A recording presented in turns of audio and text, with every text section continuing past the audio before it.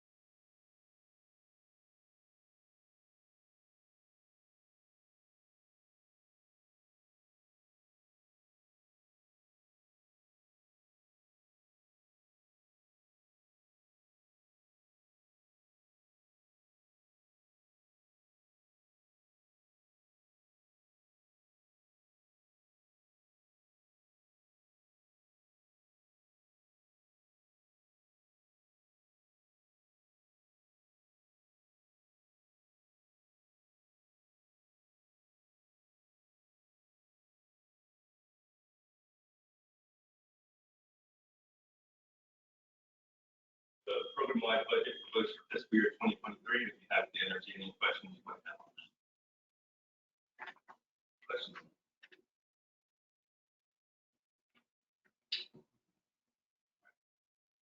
And then I think we asked for citizen comments if there are any, but no in person. All right. With that, we can close the public hearing. And we'll vote on this on 9/6. Great. Number 4, general citizens comments. See no one here. Anyone online? Moving on to action items. Quarterly financial report, item number 5, Mr. Sherwood. Yeah, within the packet on page 10 outlines our third quarter through June 30th of our current fiscal year's activities. And this is based on activity relative to the mid-year budget amendment that was passed last meeting. So relative to total revenues that we were anticipating, we were a little bit behind, about 66% of total activity to the third quarter. We're going to be probably around that 75% level. On the expenditure side, we are pretty much at or below that 75% level for expenditure. One thing I did want to mention is that we did hit some targets in terms of the refined amendment for our personnel costs for fiscal year 2022. We're about at the 75% level. We do anticipate some increases in other expense categories based on new bills that we see. A little bit higher insurance rate we usually pay the first quarter of next fiscal year. Liability insurance, on the fiscal year, so we'll see a little bit increase there. Probably also see some of the printing expenditures as we close out this budget fiscal year. And the next thing just to mention is that our tech communications contract consultant services currently at 43% in this report. Since this time I pulled information, we're at 61%, about 2.1 million, but we're still a little bit behind in terms of what we anticipated in terms of project expense this year. That isn't to say it's an issue other than if those projects aren't getting completed when we anticipated, they'll roll into next fiscal year. Those expenses accomplished in fiscal 2023 if projects are actually. A lot of those are delayed due to some project implementation delays. So that's what's sort of a slowdown in terms of those expenditures. But all in all, we will have a final budget to bring back to the board based on our final quarter through September 30th at the November meeting, and that in turn will be what we presented to the auditor final. Be happy to answer any questions you might have on this year 2022. Questions? All right, if there are no questions, is there a motion to accept the quarterly report? So moved. Second. We have a motion and a second. Further discussion? All in favor say aye. Aye. Any opposed? So it passes unanimously. All right, item number 6, Mr. Sherwood. Following on the public hearing for adoption of our total minimum wage budget for fiscal year 2023, in your packets on page 12 outlines the line item revenues and expenditures that we anticipate based on that proposed budget. As I mentioned, we were anticipating about 3.5 million in activities both on the revenue and expenditure side. I do want to highlight a couple of things in terms of our expenditures. You'll notice that personnel costs are going up 16%, and that's to absorb 2 new staff that I'm hoping to get on board before the close of this fiscal year. An additional staff member that I hope to hire at the beginning of next fiscal year, October 1. The other thing to mention is that we will likely have to come back to the board at the May meeting to do mid-year budget amendment because we have received, as I mentioned, some notice of increased expenses related to our liability insurance. So that 19,200 number I estimated fiscal year 2023 is actually going to be closer to 21,000. So a 19% increase in our liability insurance from fiscal year 2022 to 2023. Is that once they do the around? There is one additional item on our insurance that hasn't been on in the past. And I guess that's up for discussion if they want me to pursue that in our policy of liability insurance. It's cyber security liability insurance, which is a new item. I'm not sure if that's a requirement at the state agency, but if it is, it's about $1,000 for that policy. But overall, our policy grew by 19%. I talked about it when we dealt with the annual work plan. We also had experienced inflationary increases in terms of our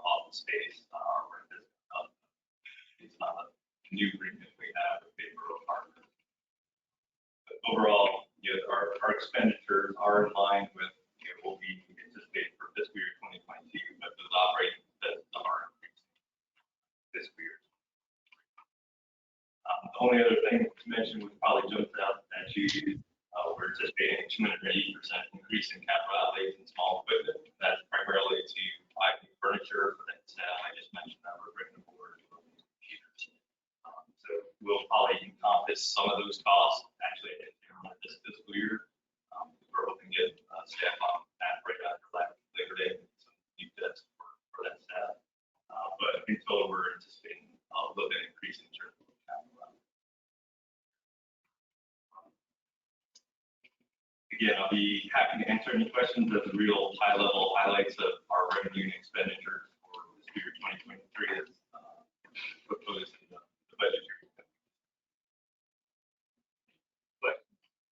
Yes, sir. Yes, Jeff. And how much space do you have? I think it's around, just around 10,000 square feet. I think call it 500. We have actual office space for we have six actual offices and an open common area for open accommodate 9 staff.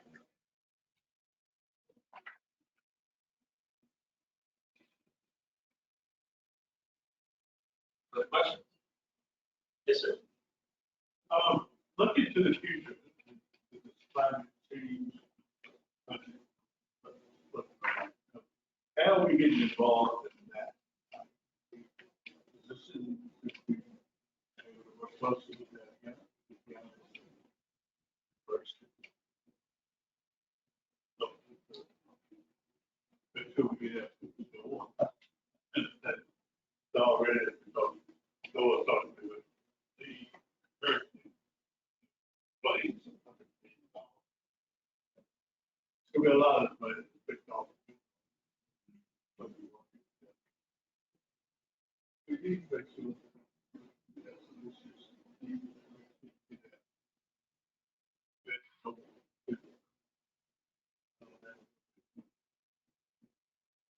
Yeah, point taken, as part of our staff, we are part of the discussions with the planning council. So Sea Coalition, the work that we're trying to advance in Old Tampa Bay. I'll talk about a little bit about it during my director. This fall of discussion from the Navy, looking for opportunities for additional stormwater retrofits and implementation, particularly in tidal creeks that are conveying urbanized stormwater to some of our big segments. We are anticipating using some of the funding that's coming into the program by person, infrastructure law, as well as our existing work plan dollars. And that's programmed into the technical college contracts and consultants. But you're right, there are additional opportunities as they arise. We want to work with those partners, the county governments, regional planning council,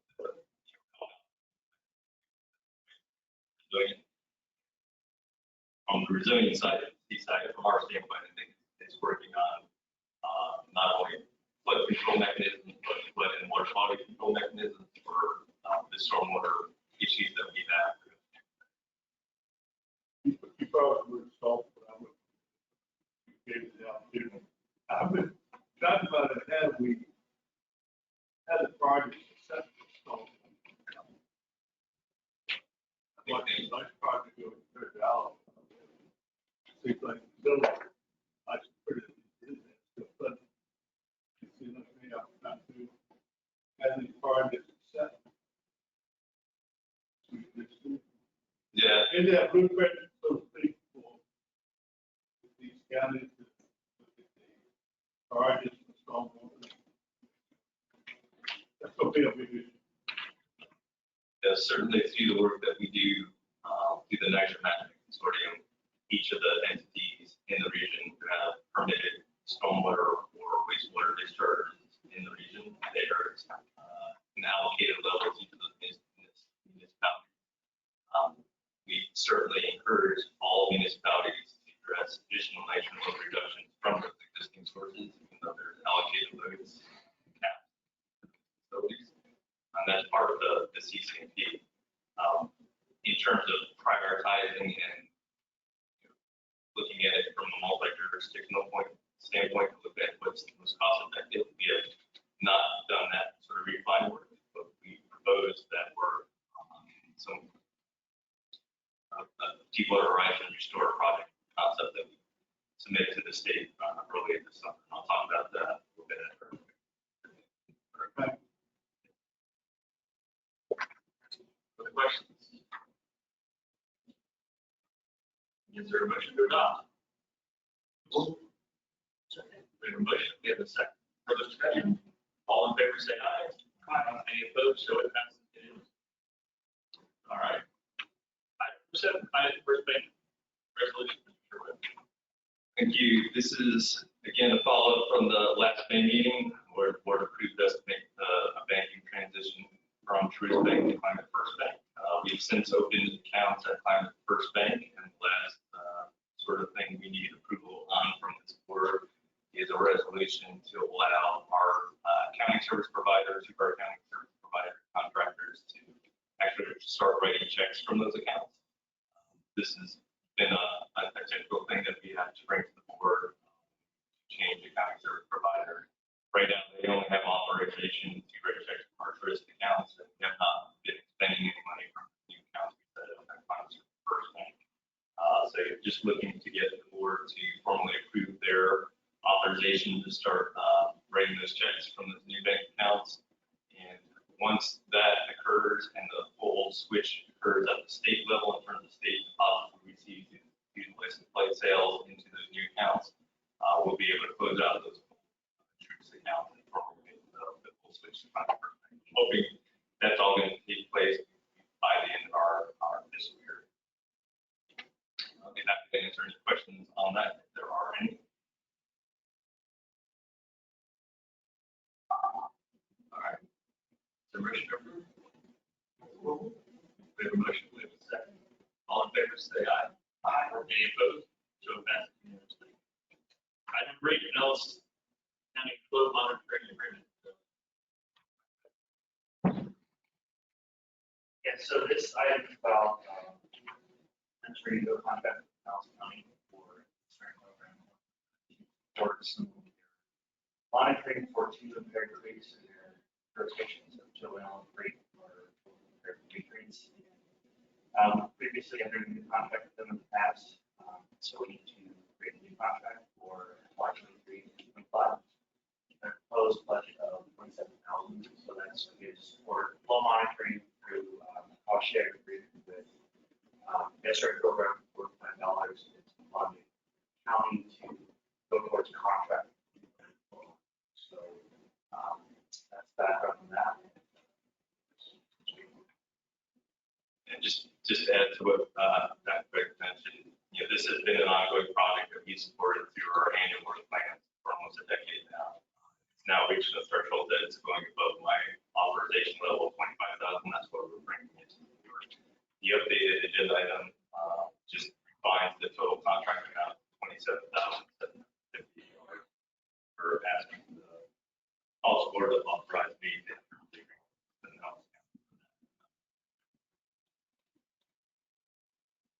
Further questions, comments, or motion? We have a motion and a second. All in favor, say aye. Aye. Any opposed? So it passes unanimously. Item number 9, Mr. Sherwood. Yeah, this is an item to recognize, I think, the outstanding work of our Assistant Director, Maya Burke. Formally, the board has approved my position and the program administrator position for the senior management service class through the Florida retirement system. As many of you know, our long-standing program administrator, Ron Hosler, retired last year. That position basically has been accomplished by Maya as Assistant Director. I think, Maya is a leader within the region on many fronts. Now she's doing a lot of our administrative work, human resources, and other activities. That's a lot of the duties that were conducted by Ron as program administrator. So to recognize that effort, I'm seeking designation of her position as Assistant Director as under the Senior Management Services class under the retirement system. Just want to mention the budget that you just approved actually encompasses this additional fringe based on this reclassification. So that the effects on our settlement fringe in terms of our budget is recognized already in the budget that we adopted for fiscal year 2020. So I'd be happy to answer any questions on that agenda item.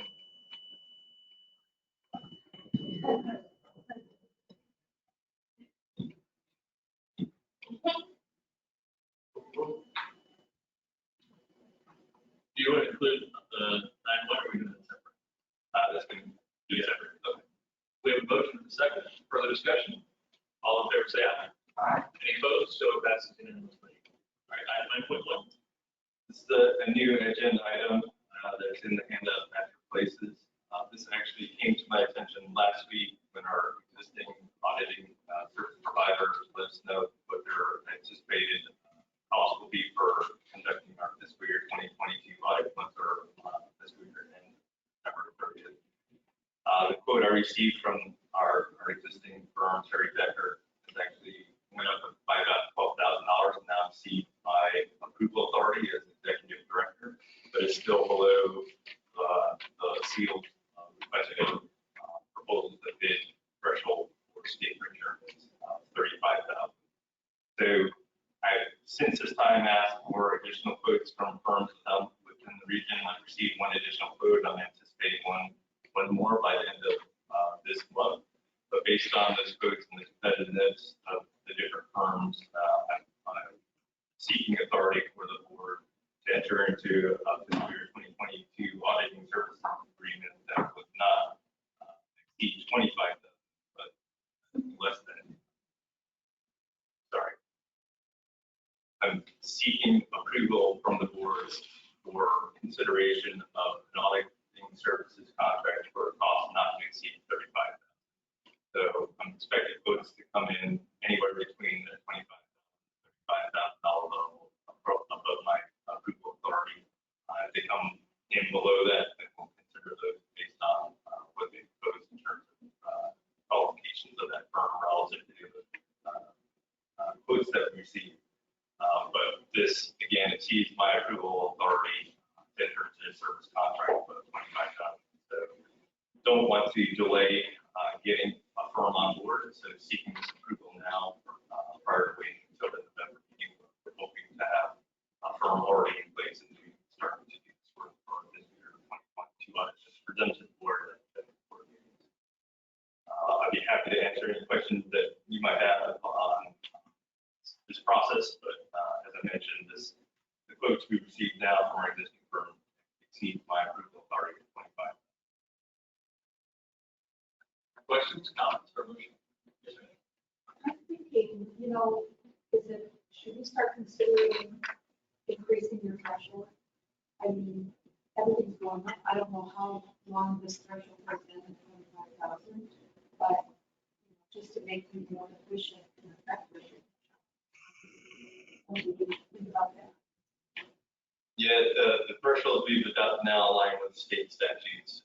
So that's sort of what we abide by as it stands right now. And I have no problem coming to the board to ask for approval authority and obviously that's it's just more a matter of timing on things sometimes.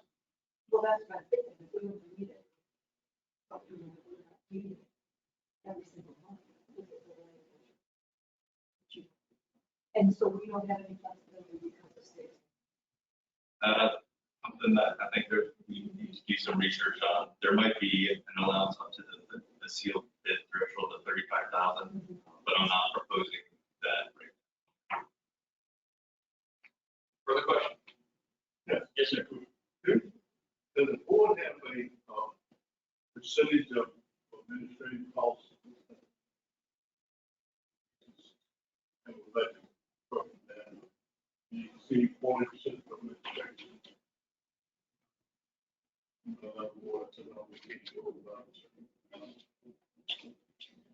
Yeah, as we adopt our annual work plan through EPA source funding that we match with the interlocal agreement, that usually outlines our total operating costs on a year-by-year basis.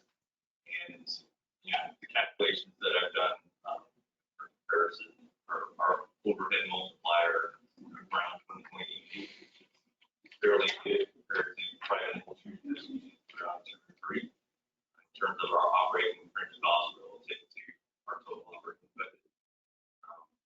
I'd be happy to break it down in other ways. Kind of understand sort of our operating costs. Right now, our operating is about $1 million level in terms of staff and our service support contracts and all of our ancillary costs in terms of housing office space and internet. And that's with 9 employees. Didn't you tell me that the employees that come here could be doubling up some people? Yeah, we're anticipating having to have 2 staff in the office.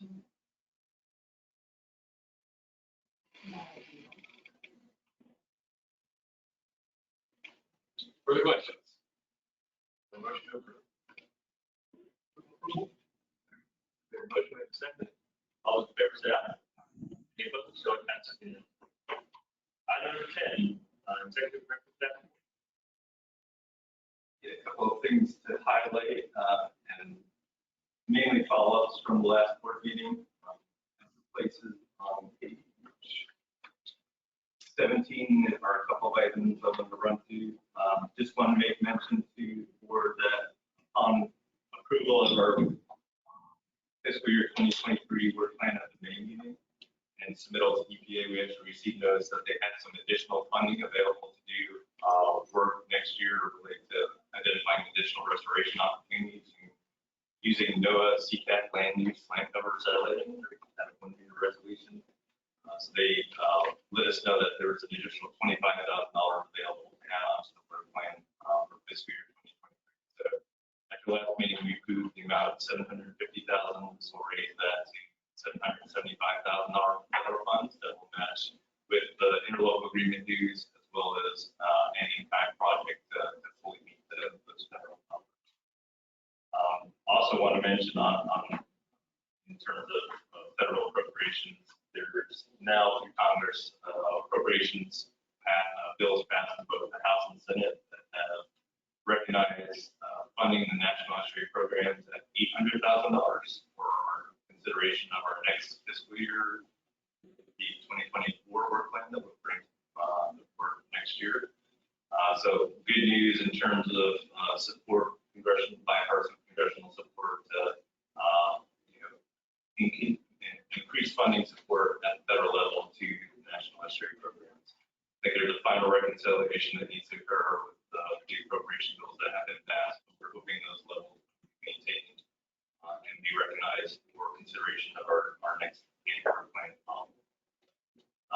Also on the federal funding level, the bipartisan infrastructure law funding that was a proposal component in our annual work plan at the May meeting. Recall we conceptually approved 2 restoration strategies to use that funding towards, primarily looking at tidal creeks in underserved communities and stormwater improvements, green infrastructure, and habitat improvements that might benefit those tidal creek systems so that they reduce the amount of nutrients delivered to the estuary. That was one restoration concept approved at the May board meeting. The second one related to supporting any incentive programs or other work being pursued by municipalities to address aging wastewater infrastructure issues that relate to private lateral incentive programs or septic to zero conversions being considered by municipalities. So since that approval, that conceptual approval back in May, we actually received final guidance from EPA of how that bipartisan infrastructure law funding could be used. And what is being proposed by EPA is that we could submit a proposal for the first 2 years of funding from that 5-year funding program by October of this year. That's what we intend to do based on those 2 restoration themes that were previously approved at the May meeting.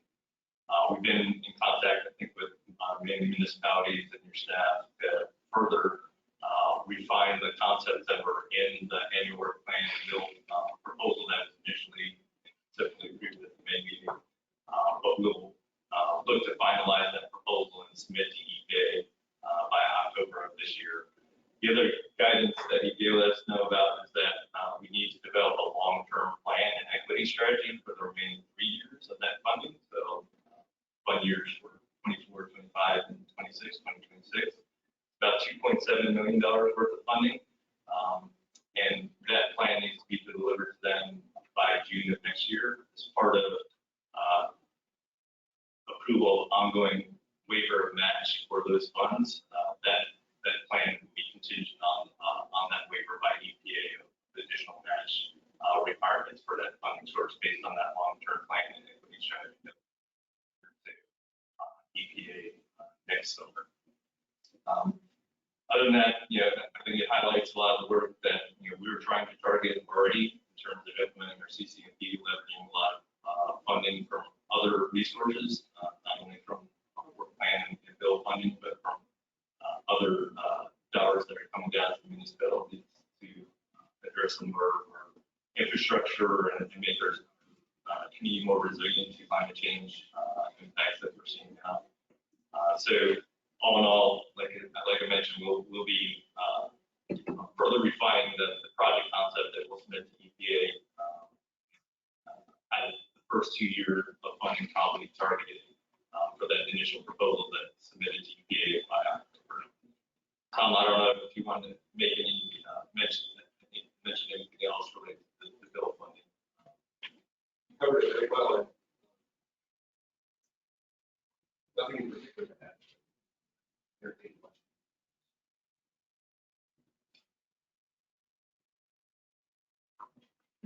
Hearing no conversation, we'll go on to the next item. This is actually came out of the May board meeting discussion, looking at ways that we could target regional stormwater implementation initiative using the resources that are becoming available, not only at the local level, but at the state level. So in response to that board discussion, we did submit a proposal to the DEP Deepwater Horizon portal for consideration of additional resource funding. The proposal equates to about $13.5 million in hopeful activities if DEP receives that well. That project is broken into two concepts. The first one kind of addresses what Dr. Hogarth was mentioning, looking at developing a multi-jurisdictional stormwater and watershed improvement plan for particularly the Old Tampa Bay watershed, and I'll be talking a little bit more about sort of the issues we're facing in that big segment in response to some of the neighborhood discussion. And then following that is actually about $12 million, dedicating $12 million actually implementing projects. They're based on that plan or what has already been proposed into the Deepwater Horizon portal by our municipal governments as it relates to stormwater retrofits and other activities that are needed throughout it. So again, we know that probably the total amount needed to really address stormwater nutrient reduction phase much higher than 12 million, but this at least gets us down the path of seeking significant funding resources to start implementing the project. We submitted that as lead, but in partnership with the Tampa Bay Regional Planning Council to also align with some of the regional resiliency coalition and action plan development that's ongoing.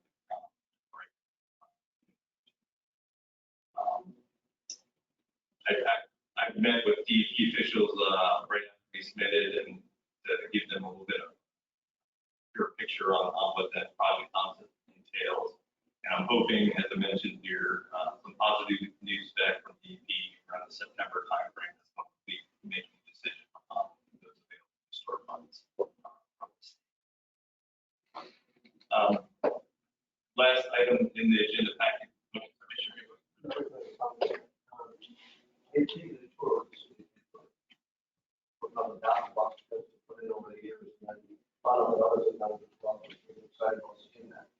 And I want to thank you for what to do, how we can work with the whole issue about how we can get it better.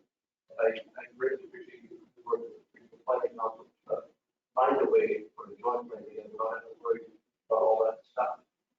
Maybe all that. So thank you for working so good. Diligent for all you guys to make it happen.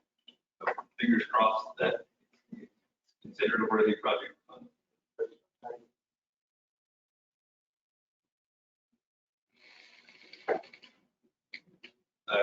last thing to mention in the packet, as I alluded to during the discussion of our fiscal year 2023 budget, I've extended offer for restoration ecologists who's supposed to start with the program right after Labor Day. We are still interviewing for administrative assistant right now, but I'm hoping to have someone on board, as I mentioned, prior to the close of our fiscal year. That'll round out, some of the new staff we're anticipating for this current fiscal year. And then at the start of the next fiscal year, hoping to bring forward a new scientist position that will help out in terms of our social research initiative, marketing campaigns, and behavior change campaigns, working with the community to amplify our messaging and work with the community more directly using social research techniques. So again, as I mentioned, I'm trying to bring staff up to about 9 in total at this point, and that I think accommodates the level of work that we're now seeing as a program from all the different funding sources that are coming down. But really looking forward to getting some new blood online, because we are spending a lot of plates as it stands right now, still getting work done, but it's been a stretch for staff, and I appreciated their patience in the process of bringing it on. That's sort of highlighting sort of the staffing plan moving forward. We're currently advertising for that social research scientist position. As I mentioned, we're still interviewing for the administrative specialist position. Extended offer to someone for that, but it wasn't accepted, so we're kind of back to the drawing board at this point. So I interviewed this out. We would welcome your help in getting Yes. the word out about that, because it's sort of outside of our typical network, so. Is that the administrative assistant or that social? Administrative specialist. And, your things pop up on social media. You have on social media, you can repost that particular. We do, and if you email me directly, I can give it to you as a shareable and. Okay. Why don't you send it out to all of us? I can do that. Anything else on that? Last thing before turn it over to a couple staff, did want to mention, you've probably seen it in the news, that there was some releases from Piney Point over this past week that began this past Saturday. There was an accumulation of rainwater and stormwater on site, one of the James Tech South stacks. They were proposing to release that going back all the way back to July 4th, when I was first contacted about October releases. Since that time, they've done a couple of rounds of sampling. The latest round of sampling from that rainwater indicated lower nutrient concentrations, but still, fairly high in terms of Bay's water quality. In comparison, Bay is usually at 1 or less milligrams per liter of nitrogen. The rainwater that's contained on site, 3 milligrams per liter, still far less than what was released last year from the wastewater, process water that was discharged directly in Bay, which had order magnitude of 230 milligrams per liter of total nitrogen, but still nonetheless a load to Tampa Bay. That facility actually does have permitted allocation through the nitrogen management consortium.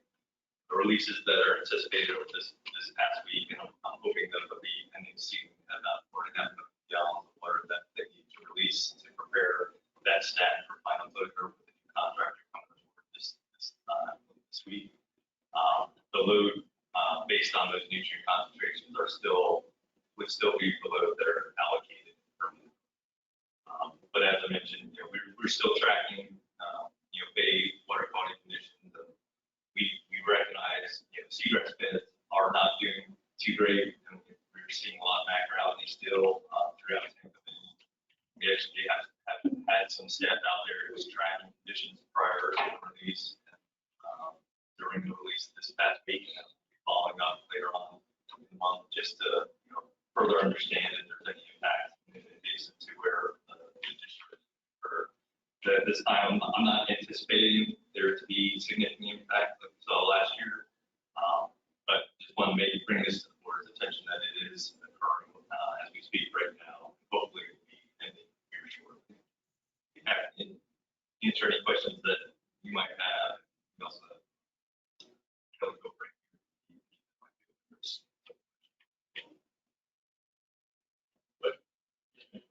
Well, just as you're doing something under your staff, it's not, Okay. it's a couple of other things.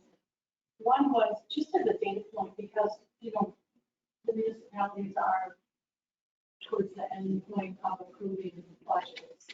And I just wanted your feedback on hiring your positions. I think everyone's having challenges with recruitment and retention. And so what's your feedback as you interview for positions? Housing, is it salary, is it, what is it? Definitely for the administrative position, I think the salary was a consideration for it not being accepted. I haven't heard that in terms of the sign dispositions that we advertised for. So we got a good response for the restoration columnist position. And typically do in terms of our communications and science positions for the program. A lot of people want to work for that street program. We don't have too many opportunities, especially in the past, with a lot of long-standing employees open up. So we do generally get a good response. And I haven't encountered any issues in terms of what the offer bands from this position. What's the salary for the administrative assistant? It's 35 to 45. 38. 38. Okay. And then the other question was, in my notes, I have it said, in relation to EPA, we need to develop a long-term plan in equity. There was a $3.7 million funding plan needs to be delivered to them by June. So what kind of things are you looking at? What equity strategy are you planning? Yeah, right now, in the EPA guidance that we received, there's some metrics they use at the national level under the EG screening GIS tool. So there is a proposed methodology to identify underserved frontline communities. I don't think it fits well within our area in terms of the areas we know we want to do work and recognize that there's underserved communities there. So we are probably, in my kind of leading this effort of working with the planning commissions to utilize some of their work in identifying frontline and underserved communities. And we'll probably propose that back to EPA as our methodology in Tampa Bay to target our work activities in those areas. There's a combination of different tools, mainly at the national level that have been developed, and that's sort of been the guidance from EPA to direct those federal funding sources towards achieving the Justice 40 initiative. Like I said, they don't necessarily work within a lot of the national budget program areas directly. There's a lot of feedback there. So EPA also gave in the guidance opportunity for individual programs to propose an alternative strategy. So the federal government is requiring these strategies from a variety of different kinds of, different programs. So in our region, a lot of folks that are getting federal transportation dollars have already been required to develop an equity strategy. So Pinellas County and Hillsborough County have both already developed, the TPO has developed equity strategies for both of those counties.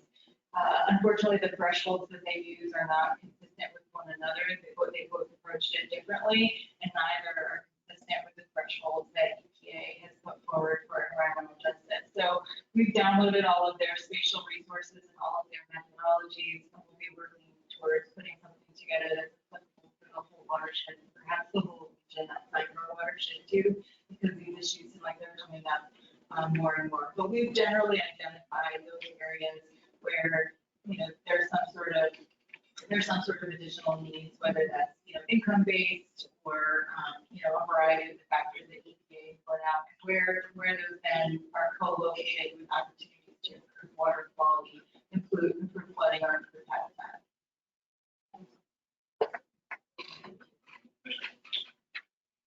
Y'all probably already know this, but I just want to throw it out there. There could be opportunities to the Little Manatee River portion that's going through certainly the Waimea.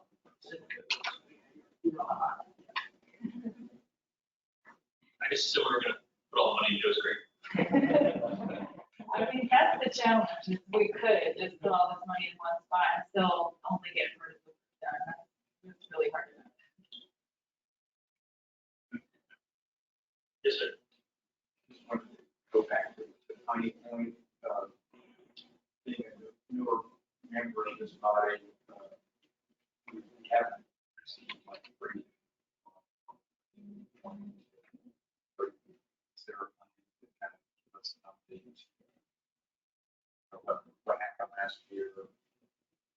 Disturbance that are going on this year, and then some of the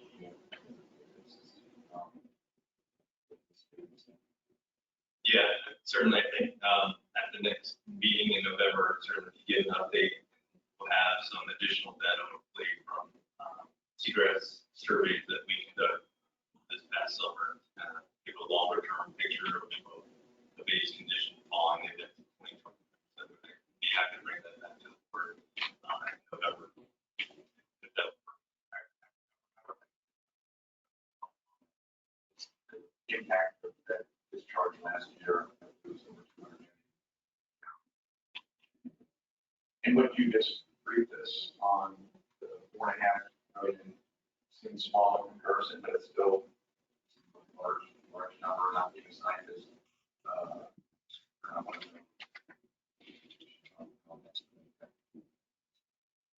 Yeah, so the discharge last year was about a little over 200 tons of nitrogen over about a week period.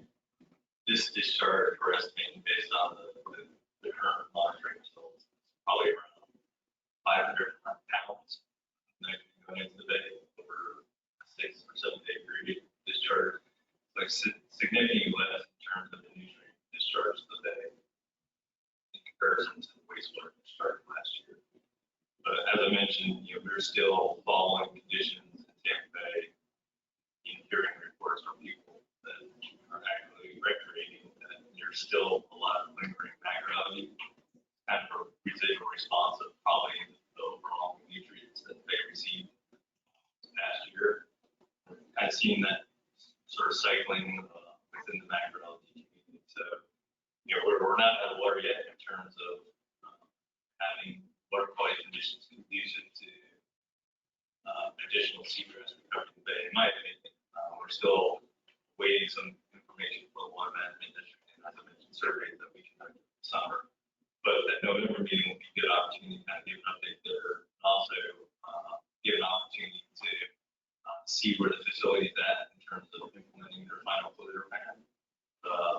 What they're working toward is building an injection well to manage the remaining wastewater. Like, that is not going to be finished with construction probably until the tail end of this year.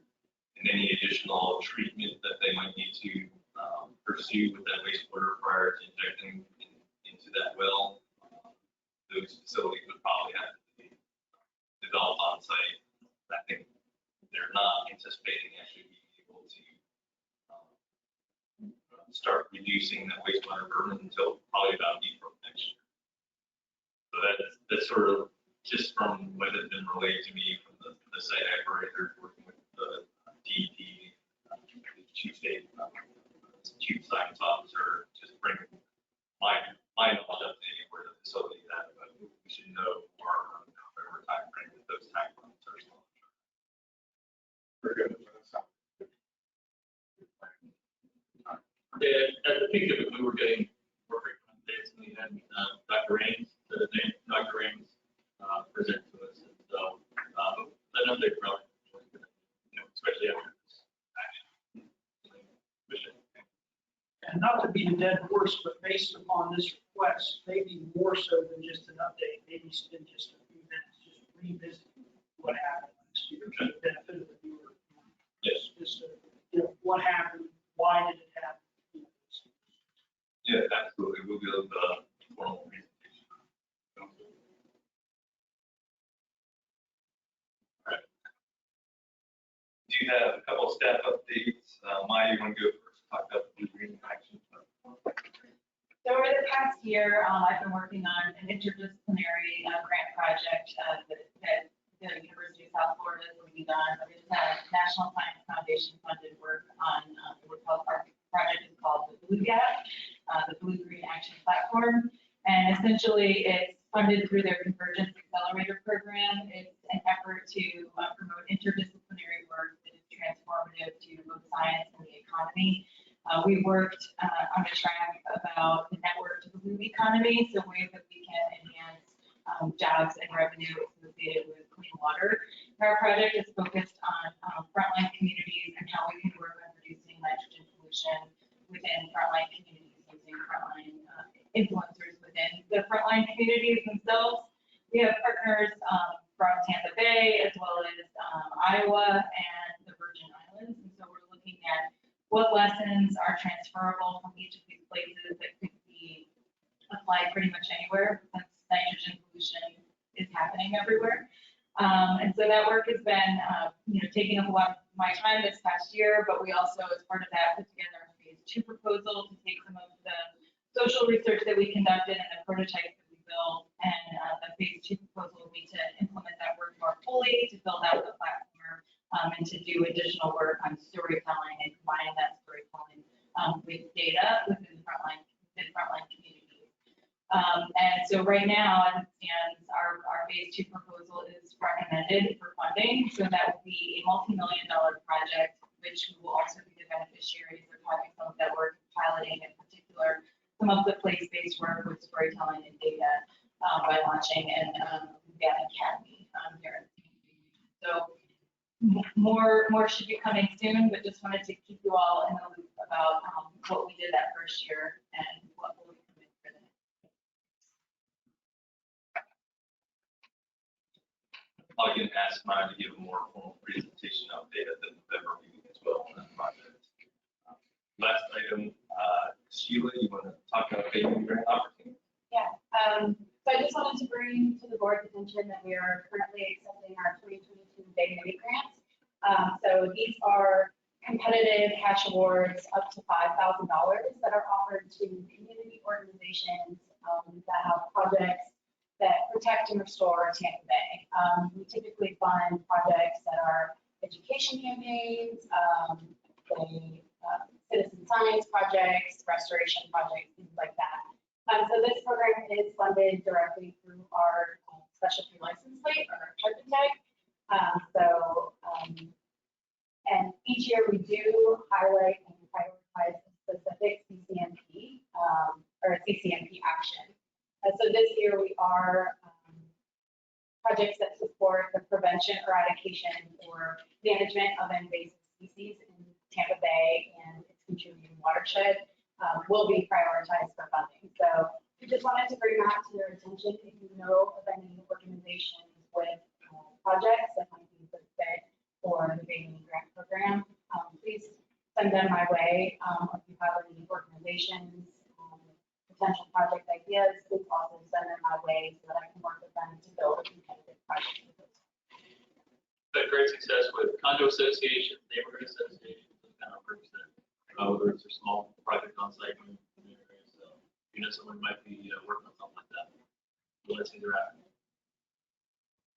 Thank you. Oh, I'm sorry, Dr. We'll go back real quick. If you did send this to it, but I know the EPA project on Habitat. And there's so much stuff going on back in the state. DEP put money in it, the board's got money in it, USF got the project, nothing. I just like to have a little, go about that and that. I was a big supporter of that, and I still am, but I hate to see stuff get so fragmented. You know about it. Yeah, for that particular project, it'll basically build on work we already did in the 2020 Habitat Master Plan. In that development of that plan, we primarily rely on the water management district land use plan number information, which is a scale around like half acre in terms of mapping resolution. That's been a great resource to develop our Habitat Master Plan and target for essentially refine that last, that 2020 information using 1 meter resolution, NOAA, national level land use, land cover information, or CCAP. This product has already been developed, but would be utilizing contract services basically to use that final resolution land use, land cover, identify restoration opportunities, particularly in areas that we previously identified as non-restorable, basically the urban suburban environment under the district. But didn't know move on sourcing to water. Same else. Just mentioned all that. Now we didn't put something else earlier. But I think it's a big problem. I think it might be for different purposes, to support the flood risk assessment, right? The statewide flood. Yeah, that's what I did. Okay. Lot of money. That was it for the. Okay. All right, we're moving on to discussion items. Item number 11, the executive director annual performance review. At this point, we usually let Jen and staff take a little break. Doesn't need to embarrass.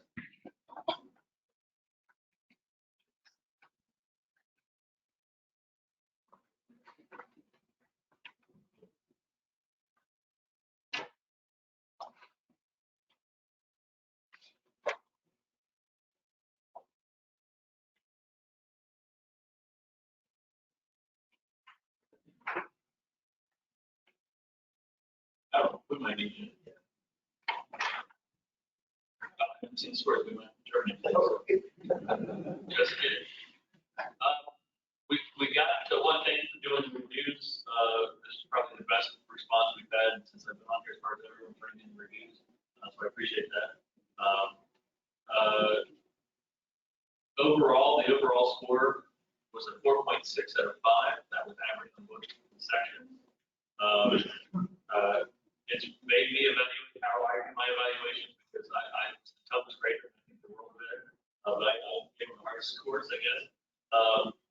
Just to give you a reminder, a 3 is meet expectations, where you will consistently meet expectations in all areas of responsibility. Critical goals that 4 is exceeds expectations, consistently exceeding expectations in all areas. Overall work quality, product excellent, annual goal met. And 5 is exceptional, far exceeded expectations, due to exceptionally high quality of work. So in every category, overall, we're at a 4.6. So I'll add that before we talk a little salary stuff. I'll open it up if you have any comments or questions on the process. Did Ed finally accept his salary increases from previous years? He accepted the last year, yes. Okay. I can say, I'm sorry, Tom.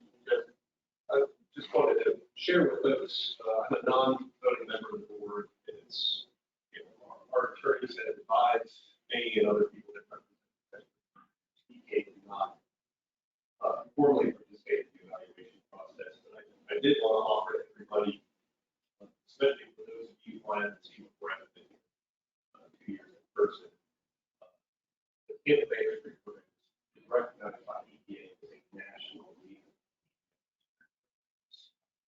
It's been tremendously successful, which is pretty unique what they've accomplished. And they've been recognized as a leader for a long time. I just wanted to offer that the campaign program is still under its leadership, still widely recognized across the EPA.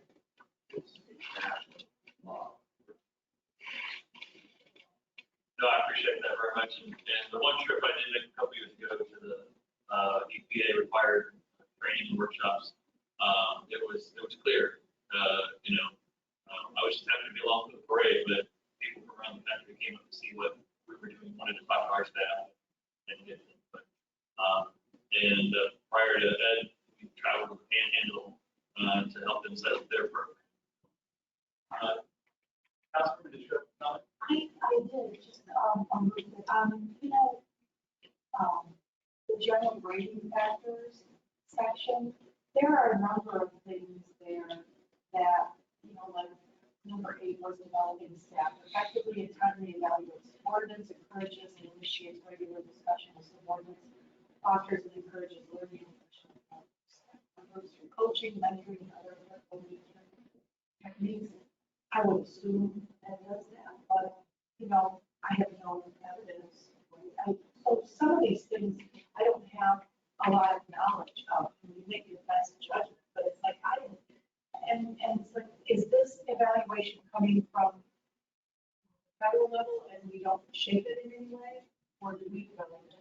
No, I think we have developed over the years, and it is in very two different sections. The first section, obviously, is evaluation. The second is more about the organization's performance and heavy science. When I first got back, hopefully some of this, but the first part is more the traditional, what we're probably used to doing. And I know some of it, especially when we're on a quarterly, not even a monthly, it's hard to evaluate. That's something that you pick up over time from hearing the staff. But if there's times we meet as under one-on-one, if there's questions about, and I have conversations with them about every time. So just feel free to dig into it and on any topic that you have questions. Yes, sir. Telephone, well, I thought it was too much. Almost no deal with that. I think we could have something. Talk, so come back.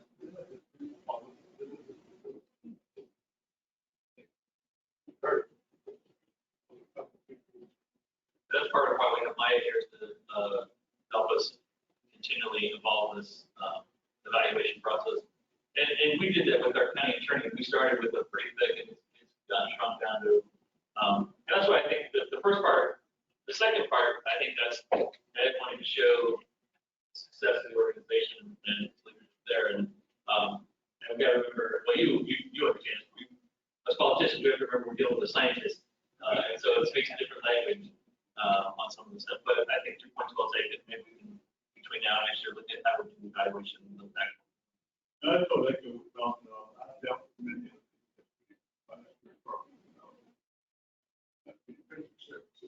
they were just appealing to see what it was.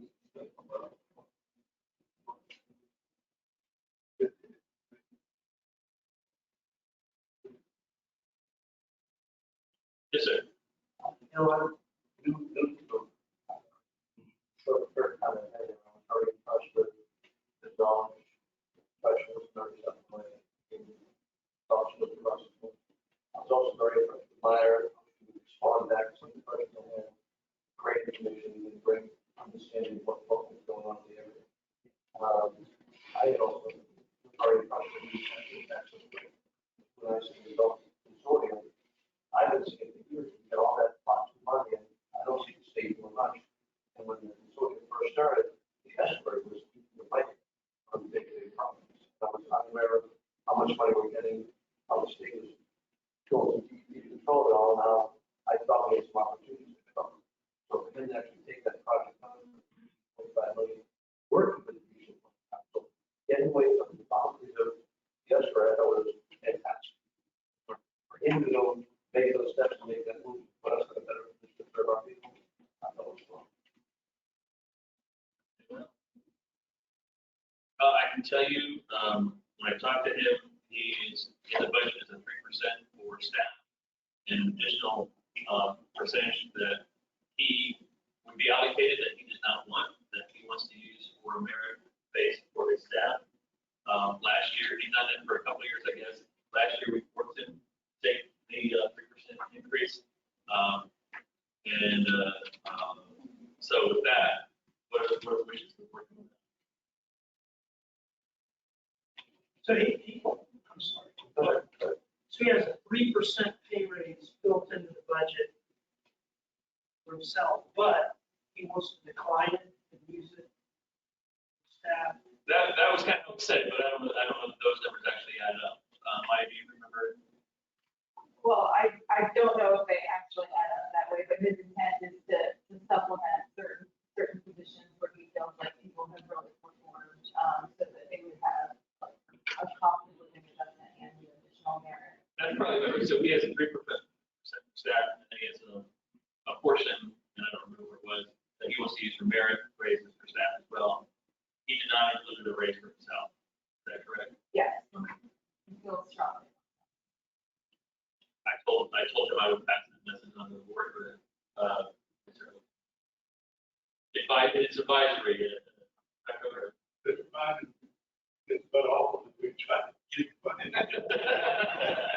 So is the merit that he has built in, the merit pay, and so it's above and beyond the 3%? Some staff would receive more than 3% in their annual increase based on their performance. And does he envision that being a recurring pay raise or a one-time? I know our attorneys in Hillsborough County say we're not allowed to use the term bonus. It's not a The one-time, terminology that I get. it's not a one-time bonus. It would basically, that would be the base salary. And so any future raises, like that would have. So he wants to give an additional recurring pay raise on top of the 3%. For some select. It would raise their base compensation. Yeah, well, we did it at Pinellas, we did a 3% across the board. We did another 1,200 for everybody, which for the budget was a 2%. And then we did a retention bonus one time. I don't know what terminology we used. That's $600 and then 600, another 600 in 6 months. And then at one department, we actually did even more than that. We're having a serious retention. And very needed department. And I would say we don't have retention issues right now. Yeah, it is. I mean, obviously, he loves the organization. He's not shopping around. He's not looking. But that shouldn't necessarily weigh on how we compensate. Thoughts, discussion, motion? And if National Road do a great step for, like some people that are working in the firm, and so on. Over a year. And if I'm not paying enough, you're not all the position you want, it's not offering the funding. You're not gonna have it. So now you got to waste the money sitting there. And now you're gonna try to find a way to do it. If we're struggling with positions, I think it's noble of them. Like this, if we get this 15 point number, we try to only more people. So we're going to hire more people. Sad is that I think we should really take a look at what's the right pay to make that. We can look to see when the last time we did We have never performed a compensation study in the history of the program. That was actually one of my questions that I was have we talked to any of our partners to see if they've recently done a case study, because I understand it's very dynamic at the moment. Yeah, and you have to be careful. I mean, you can chase your tail on pay rate studies if we don't do them in similar timeframes, because if you do it 1 year and do it the next year, then everyone's putting raises and change the structure a little bit. But last year, we did a substantial raise for the jail nurses, because during COVID, nurses were getting paid, $100,000 to travel to different areas. So we had to respond. Couldn't do without nurses there. I think it's a big goal to grow the program to 9 staff, because we're having that level of staffing. From Ed's perspective, we understand we have recurring funding sources from the federal government and from the interlocal agreement. We want to be able to live within those means and grow the program to nine folks. So if that would just how to be fiscally responsible, but to staff up to the extent that we need to for a project. We just approved pay raises of 9.5%, pretty much across the board for all of our staff. And we see it as possible almost. So 3% we see incredibly low. So I would absolutely support that, but also. I have a question. what is the difference in Ed's salary and his next highest employee's salary? It's probably the difference, just the difference. Okay. Just the difference. The difference is probably around $15,000. I'm asking that question because if he keeps declining these raises, I mean, he's gonna get to the point where he's gonna have staff making about, what he's making. That's not right, but 15,000 is still a pretty, It might be close, it might be on the closer to 20. Yeah. But we are definitely a very flat organization. so, look, we've been round and round with this year after year, so I would be inclined to move to allow Ed to use what he has built into the budget to reward the staff, and that's what he wants to do. And that you have not increased the salary. And not increase his salary. But he asked you to pass it on, unless he feels adamant about it. That's fine, that would be my motion. Yeah, I think we can certainly have discussions for the next budget on how we want to address it, and it will be impacted by the size of the staff and all and other funding initiatives. We have a motion and a second for discussion. Councilman. So in your motion, there's no compensation study. Certainly do that separately if you want, or part of the motion. Up to them. Okay, so discussion to that idea. And I'll ask the other county representatives, I wonder if one of us could, you see if our county HR department could just help them out. Sure. Just to, then it would be little to no. In the limited resources we do have for these things and that. Yeah. If you're happy to ask yours, I'm happy to ask mine. Yeah. See it. Yeah. It's a separate entity for us.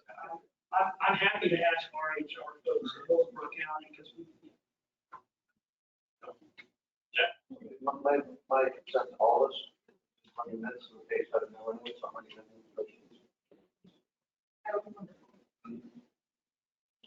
All right, we have a motion and a second. Further discussion? All in favor, say aye. Aye. Any opposed? So it passes unanimously.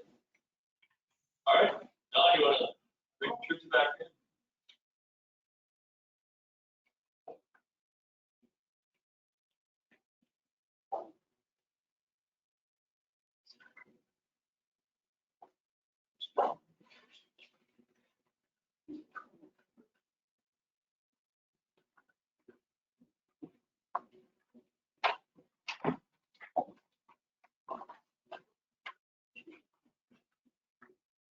All right.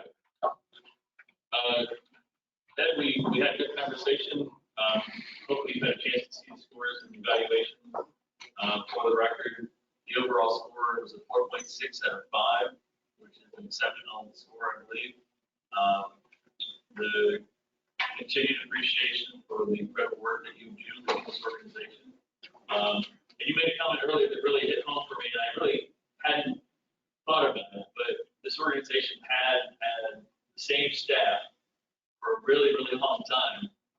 And you've had to lead the organization through a dramatic transition of staffing, not only just organically, but so unexpectedly. And then all the other transitions that go with that. And so, at a time when we're expanding the work we're doing, expanding the impact that we have. So the board is incredibly grateful for your service. And after some discussion and consternation, we have agreed to your salary demand for the year.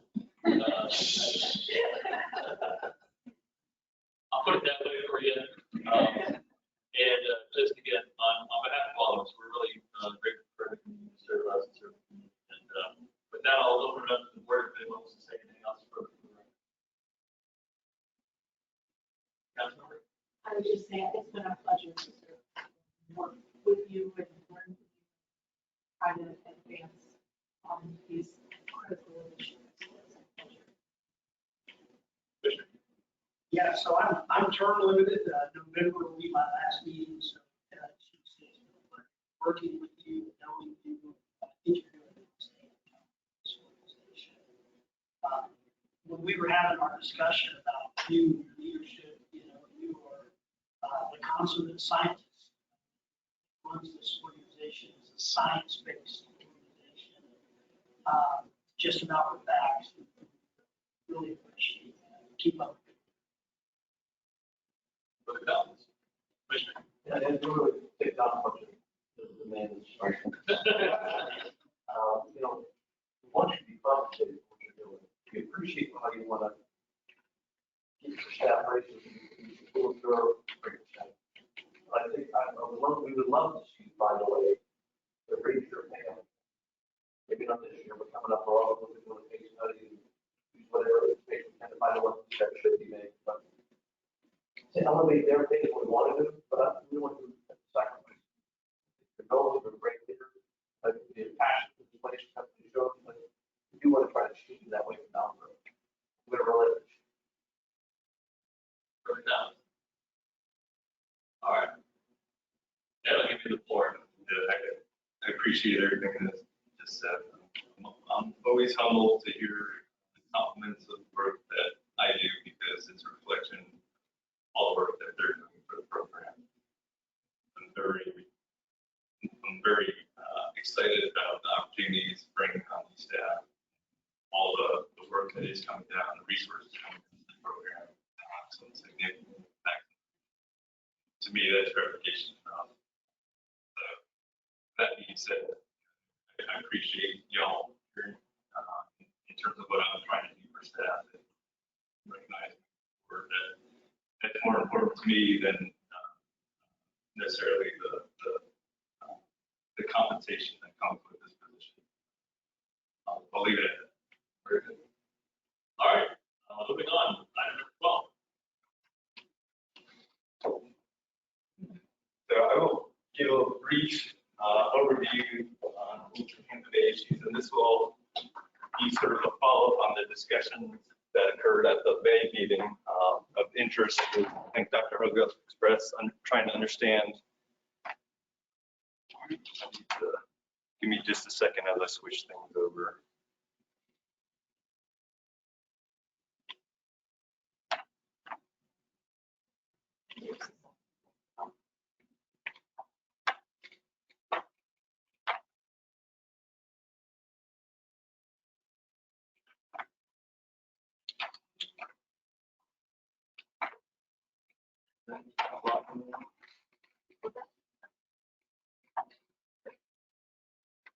All right.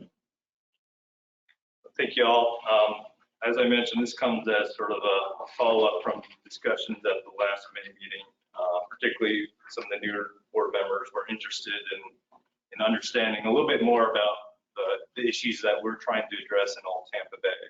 This has really been sort of the problem child Bay segment where we've seen some seagrass recovery in the past, but definitely hasn't been at the same rate as other portions of the watershed. And I chose as a backdrop sort of the primary issues that we're dealing with. This is actually an aerial photo taken last year. About the time when Piney Point was occurring, we started having red tide come into the bay. But you'll hopefully see that and notice sort of the red tinge in the water. This is looking at the Howard Franklin Bridge towards Pinellas County. So looking at Big Island, the St. Pete Clearwater Airport would be to the right, and then St. Pete would be to the left. So that red tinge in the water is a particular algal species called Pyridinium that has been blooming persistently every summer in the Old Tampa Bay segment going back to the early 2000s. This has really been causing our primary water quality issues. Up until about 2016, it was not appearing to affect the seagrass recovery. We've actually reached sort of historic seagrass conditions in this segment. But since that time, we're observing water quality that seems to be prohibitive to continued seagrass recovery in Old Tampa Bay. And that's what I'm kind of be talking about and highlighting through this presentation, and then turn it over to Carrie, kind of give a little bit of an overview and another grant that we're working on to address issues in Old Tampa Bay. So, just a general overview, I'll give you some characteristics that we think are impeding the improvement in water quality and other environmental conditions in Old Tampa Bay. And it's based, on the watershed conditions as well as physical perturbations within that bay segment that are unique and sort of different from the other bay segments. We'll also kind of talk about what the current conditions and ecology of Old Tampa Bay are, and then lead into some of these grant initiatives and how they interface with our ongoing management of loadings, as well as the unique characteristics and resources within the Old Tampa Bay segment through our other groups that we facilitate, like the Nature Management Consortium. So, being part of the estuary program, this has been sort of our paramount working paradigm to get the bays back into shape. That if we address nutrient loads, we reduce nutrient loads no matter the source, that will lead to a decrease in propensity of algal blooms or poor water quality conditions that shade out seagrasses. And that's been our mantra since our inception and start of the program back in 1991. And we've had success in the region in restoring seagrasses. We saw peak seagrass conditions baywide in 2016, and that was mirrored to a certain extent in Old Tampa Bay as well, which is represented by this blue line. But as you could see on the right side, when we consider water quality conditions using our traditional decision matrix approach, red meaning that immediate action is necessary to address water quality issue, yellow is sort of on alert that we need to start finding resources, start implementing activities to address issues with water quality. Green usually is maintaining or holding the line on water quality in each of the bay segments. So we use this as an instructive report card for each of the bay segments. And you notice, the majority of the bay has improved a whole hell of a lot since the 70s and certainly the late 80s and 90s. But the Old Tampa Bay segment has struggled throughout its history. Even during the good years where we actually saw seagrass increases, we still saw water quality conditions that might not necessarily be supportive of long-term seagrass recovery in that bay segment. And that has certainly been the case ever since about 2015, where we were not meeting water quality targets related to chlorophyll or the amount of algal production in that bay segment on a year-to-year basis. So that working paradigm has been a successful model in Tampa Bay, but we continue to struggle in this bay segment in particular. And as I mentioned, there's some characteristics of the Old Tampa Bay watershed and its current physical conditions that we think are now affecting the expression of nutrients and affecting how we're meeting those targets as we move forward within this particular bay segment. So just kind of a brief run through, it is not the largest bay segment in terms of its watershed area, which is highlighted in teal. The Hillsborough River and Hillsborough Bay segment is actually much larger and receives a lot more nutrient loads into the Hillsborough Bay portion of Tampa Bay. But, the Old Tampa Bay segment is fairly urbanized. There's not too many natural lands within the watershed. About 66% of the lands are in urban or suburban development. And in total, a lot of that, when it rains, a lot of stormwater is conveyed through that urbanized environment directly into this bay segment. In total, it only receives about 1/5 of the amount of fresh water in total that goes into Tampa Bay, and a little less than 20% of total load. So it's not receiving a tremendous amount of nutrients and a tremendous amount of water. But as I mentioned, there's these other modifications in the watershed itself, as well as within the bay in terms of prohibiting the movement of that water and the expression of those nutrients once it's delivered. The alterations in Old Tampa Bay go back all the way back to the 1920s when the Courtney Campbell Causeway was first constructed. And there's these now large, what has been called land bridges that are restricting some of the tidal circulation and movement of water in this bay segment. Howard Franklin and Gandy Bridge, also have long causeways that we think are impeding water circulation. And then, just from the continued development within the watershed, there's been a lot of ditching and draining. And as I mentioned, the continued urbanization, that water is usually fed directly into those channelized systems that lead to tidal creeks that lead to this bay segment. And once that stormwater reaches this bay segment, it doesn't have an opportunity to quickly get conveyed out of there. And we think that's sort of exacerbating some of the water quality and algal blooms that we're now experiencing in Tampa Bay proper. As I mentioned, this is not sort of our first investigation of issues facing Old Tampa Bay. We actually did a series of studies where we saw some slight losses in seagrasses around the 2002 to 2004 time period. We also, during that time period, saw a poor water quality condition of a mass loss of seagrass, particularly around the Feather Sound region of Old Tampa Bay that's highlighted in this document. Basically, just northwest of the Howard Franklin Bridge. That area represents, I think, a little bit over 1,000 acres of potential seagrass coverage in Tampa Bay, and that's really been an ephemeral area, meaning that the seagrasses have come and gone from that area in the past, and it appears over this latest assessment period that's been the case now. We've lost a lot of seagrasses, particularly from this Feather Sound area. Some of those earlier studies indicated, there's not one fix that is needed. There's several actions that need to address not only the existing point source discharges that are going into this portion of Tampa Bay, but really we also need to address the dispersed non-point source or stormwater that's being discharged into this bay segment, as well as working on other sources of nutrient inputs into this particular bay segment. So after that work was conducted, we did start seeing additional seagrass recovery, which was good news, but it was slower than what was expected from what we're seeing in other bay segments. And that really led to another project that we worked on in partnership with the Water Management District, where we developed an integrated ecosystem model investigating large-scale management actions that would have a benefit for getting this bay segment back on track. That was taking basically a watershed model of all the different pollutant loads that go into this bay segment, see how it moves within the space segment using a hydrodynamic model, and then trying to understand how those nutrients would be expressed in terms of chloroplay conditions in the future. We developed a model sort of over a baseline period of 2000 to 2009, and then investigated fairly large-scale management interventions that could be pursued related to, as I mentioned, reductions in point sources that were ongoing in this bay segment, large-scale stormwater reductions, as well as causeway alterations that could be pursued on several of the bridge spans, and addressing some of the larger channelized systems like the Lake Tower Canal, how if we diverted some of that water, it could potentially improve portions of Old Tampa Bay.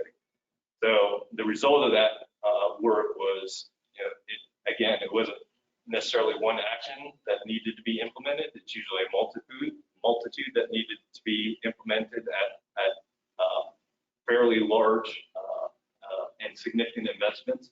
So that I think it's hidden here, with the tune of looking at projects that range from a couple $100 million all the way up to $1 billion+ dollars, and these are relative to about 2014 dollars at the time.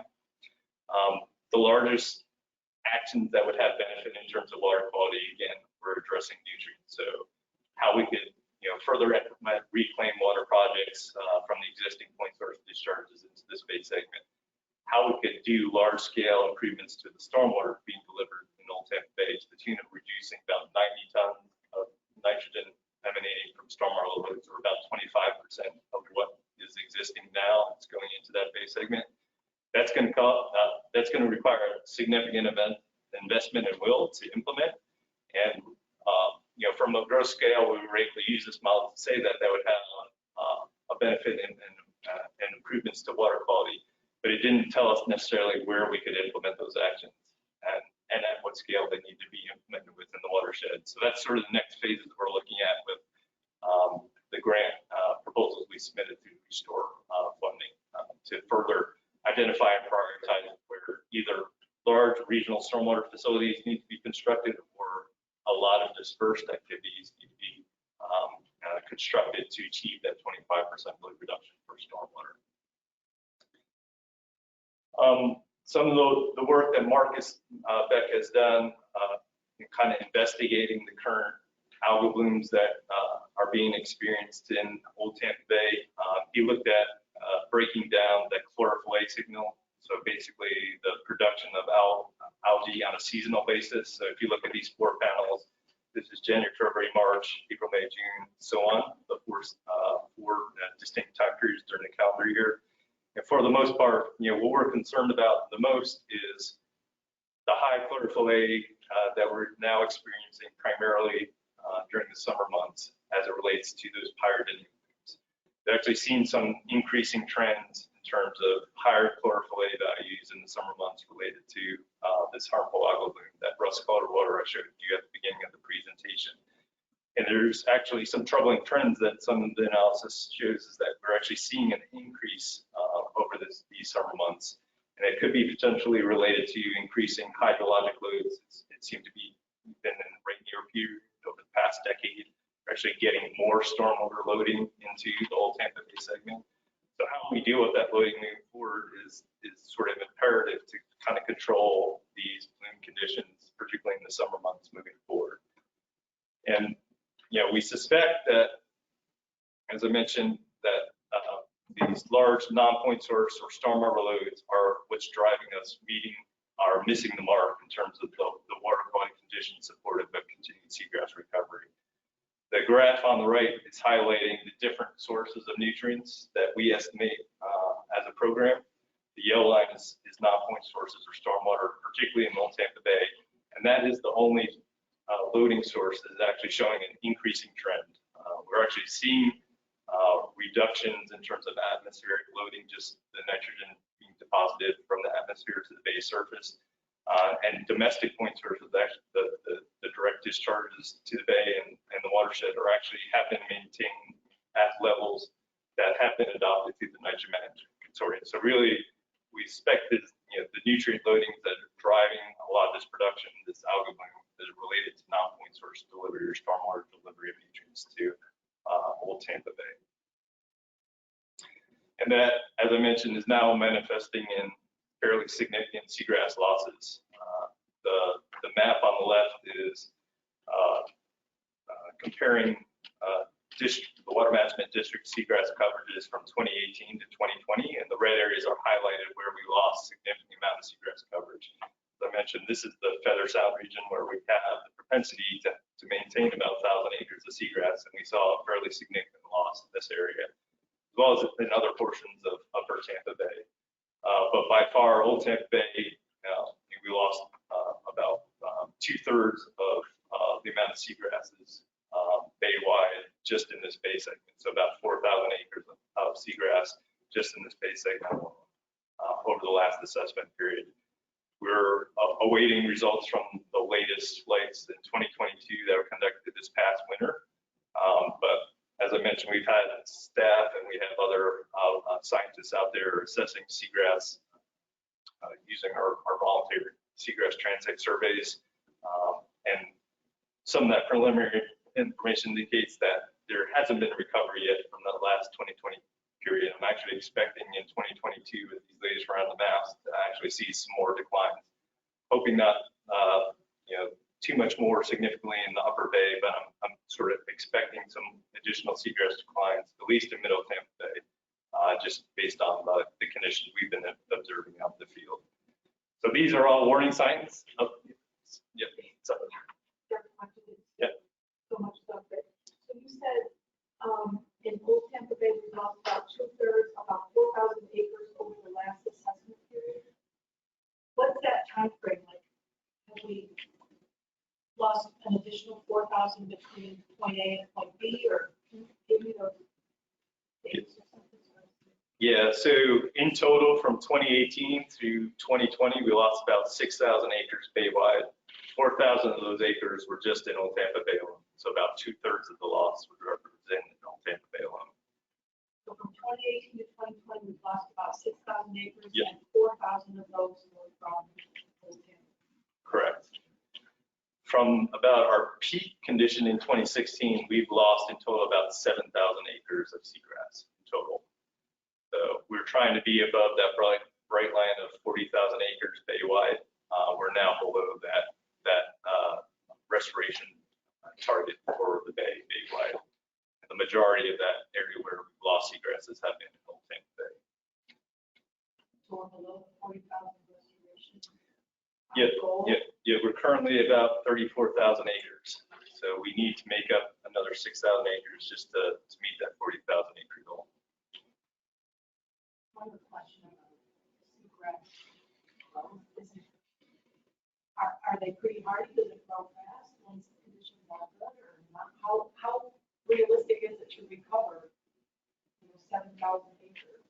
How long does that take? It depends on the species, and particularly in the upper bay, the order of recovery could be on the tune of 3 to 4 years, depending on if we get all back Howard species.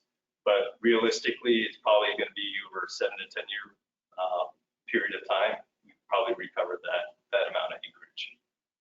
And 7 to 10 years to get 7,000 acres back? that's my rough estimate, just from the scientific perspective. It took us better part of 25 plus years to reach that goal. That's through a lot of concerted actions of the consortium to reduce nutrient loads to Tampa Bay. So from about, I'm sorry, do you remember the low water mark between 1950 and 2016? How low we had dropped? yeah, it's actually around, I think, 24,000 in 1982, but that was an official estimate from the Water Management District. So we lost about 40% of the seagrasses in Tampa Bay, and it took us the better, like I said, better part of 3 decades to get all that acreage back. Just so you don't think that we only grew 1,000. There was a big dip in there. And we've seen similar dips in the past in terms of bay-wide seagrass acreage, particularly around weather events related to El Nino back in 1998, but definitely not to the levels that we've just experienced over the 2018 to 2020 period. I'm sort of alluding, we have several warning signs that we need to address as a community because we don't want to be on this negative trend. So sort of see what's happening in other regions, particularly like the Indian River Lagoon. Once you lose this very sentinel habitat, other effects happen, other bad things happen, and we want to prevent our bay from getting to that point. And these are definitely warning signs that we need to address. I want to back to Old Tampa Bay, but I look at Hillsborough Bay. Can you talk about that briefly? Yeah, so percentage-wise, there's big drop in Hillsborough Bay, but overall total, that bay hasn't had a lot of seagrass resources.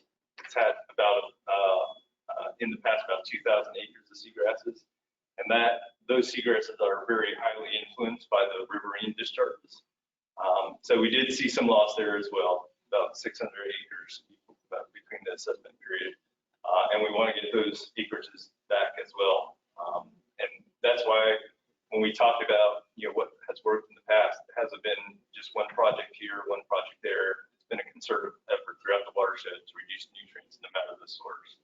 And we want to continue to pursue that as a partnership program, as the Nitrogen Management Consortium, because we know that continued growth in the region is going to happen. Nutrients are probably not going to stay static, so we need to be very vigilant in how we deal with wastewater, additional wastewater and stormwater issues in an expanding and urbanized watershed as we move forward. When we talked previously about boundary boxes, Indian River was where I first learned about them, and I was amazed at how many the city has actually put in place and how many work in the region as well. For the northern part of that picture, that's where the boundary boxes are, there's none where the red zone is, or not many, but red zone is part. From the information we received, yeah, but I know there's been projects implemented, throughout all the jurisdictions. But to the same level as the city of Tampa, I'm not sure if there's been as aggressive boundary block implementation of there. So I hope the study's going to take a look at that, but really is that all the nutrients that are already been put in, as they go and they keep on coming and go over each other, it's going to be harder and harder to see where it's from that. If you look at maybe doing some dredging to get rid of all those sediments that are there, to give a chance what's underneath to actually go back.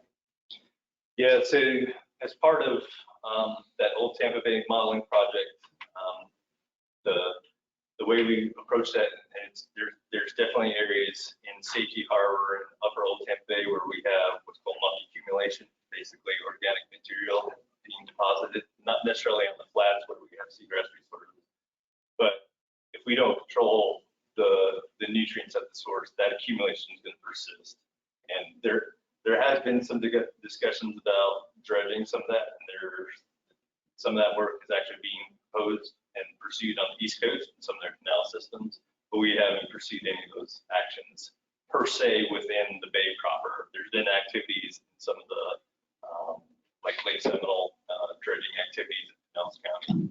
It's addressing that. There's been work in Lake Maggiore to dredge out some of the sediments there, removing that legacy source of nutrients from the sediments. But there hasn't been too many projects pursued in the Bay proper. It seems like a both of them is a way to go, but thank you.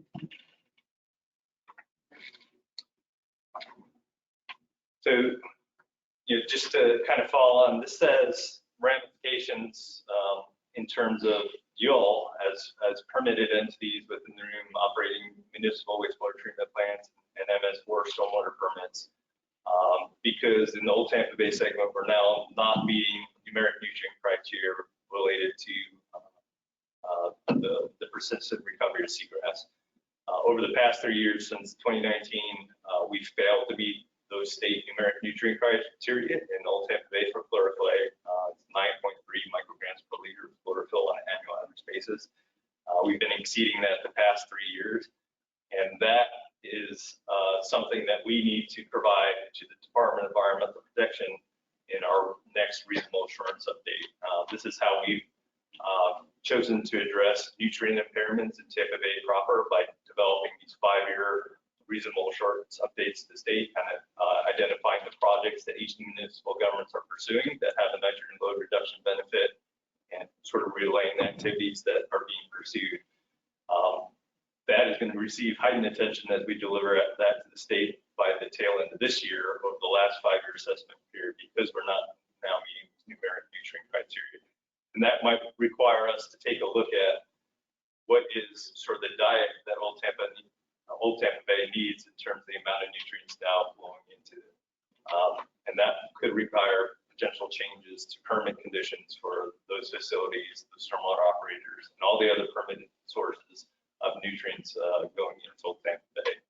So that's sort of the big stick that we're responding to in terms of not meeting state numeric nutrient criteria now in the Old Tampa Bay segment. What's that state legislation is all about? You can't discharge into the bay or 20. Is that? I'm sorry, say that again. For what? Oh, yeah. So, as part of our comprehensive management plan, we've always encouraged the existing wastewater operators consider to more use of reclaimed water within the region. That relieves the nitrogen load burden of the direct discharges to tributaries, or in some cases directly into the bay. So that bill, I think, will be helpful in terms of reducing the overall nutrient loads from some of the existing wastewater treatment plants. But the other thing to mention, that doesn't necessarily get rid of all the nitrogen at that point.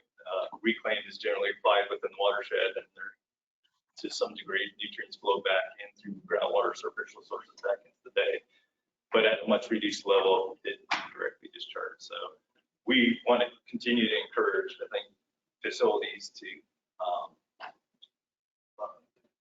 implement more reclaim projects throughout the region in general. That's not a magic plan. It's still out there. I can speak candidly. I would love to see certain municipalities that are discharging into Old Tampa Bay to consider more reclaiming opportunities.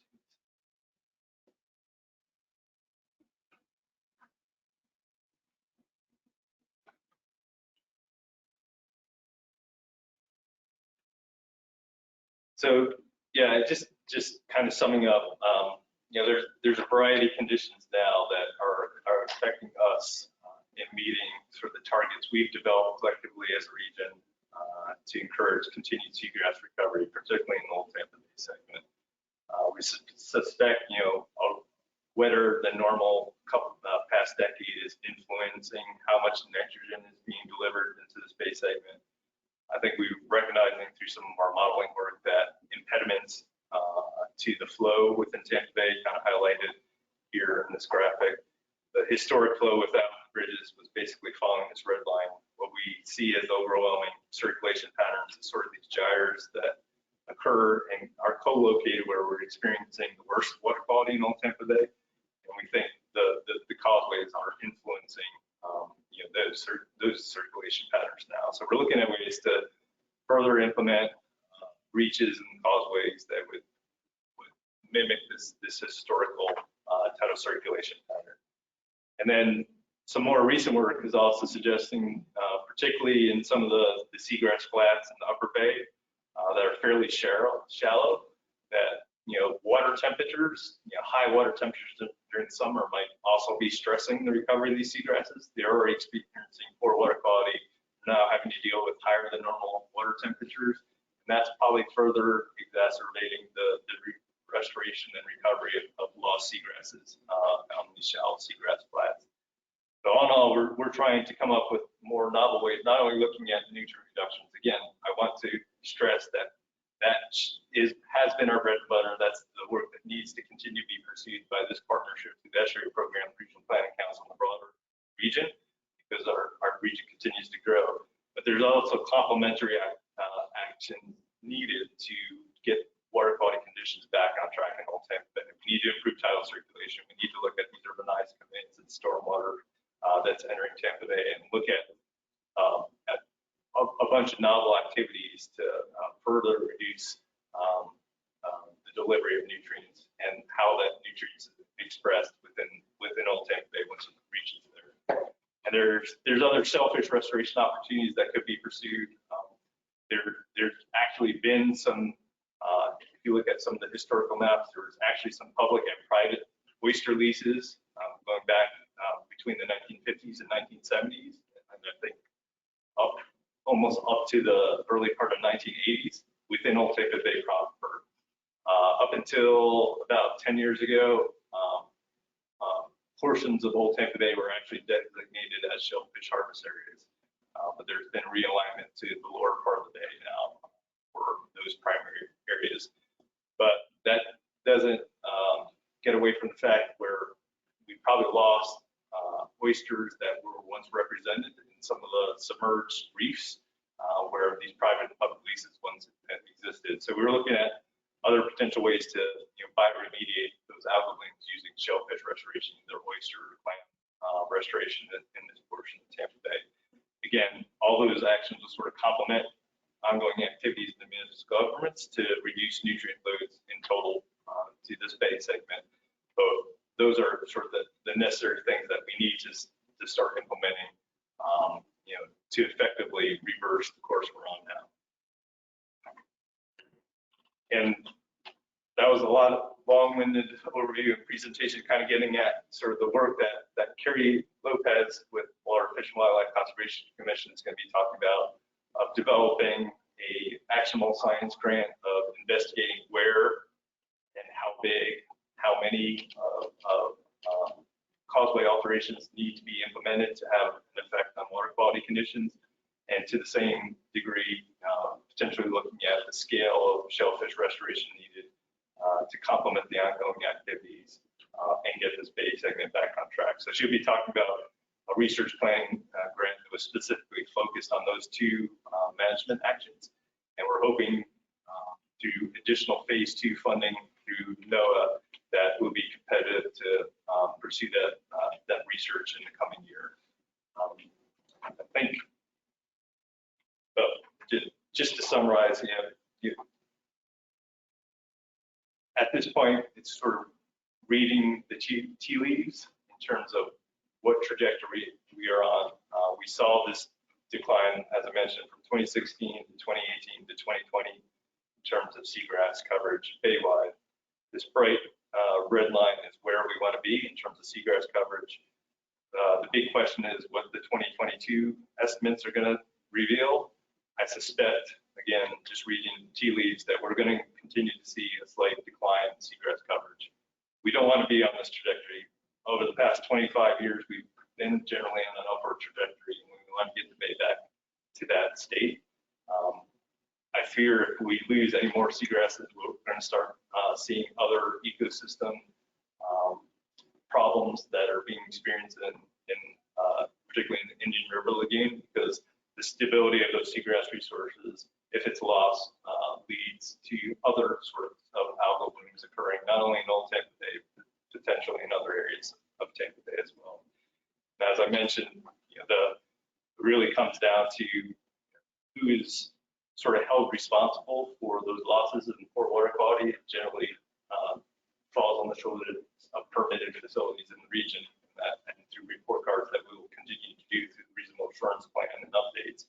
But as it stands right now, we are not meeting water quality criteria that affects permitted entities throughout the region. And that's why we're pursuing this work and encouraging additional work to be pursued, particularly in the Old Tampa Bay watershed, because that's where we have the most significant water quality issues right now.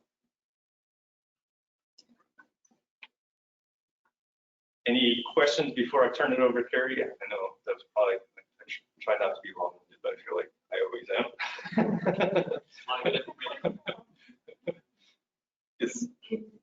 I don't know all that science, obviously, but can you share that PowerPoint with us? Yes. Like, up here, an update from my council. Yep. Go back and all that stuff. And then I'll finalize my update with you all, make sure. Absolutely. This is all within the board materials for this meeting, but we'll send you directly. And we did some more basic data, like what was the oyster reduction for the bridge built after the bridge? I've been so many different opinions of it. People tell me they never gonna do it, then let's do some back to bridge. Bridge is built, go to another, after the fact, so. But I use the system.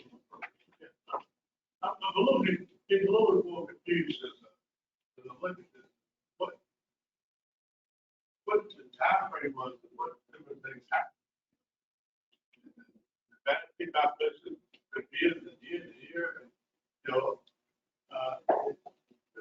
just relative cigarettes. And then you said some was involved with it, but the really concentrated effort.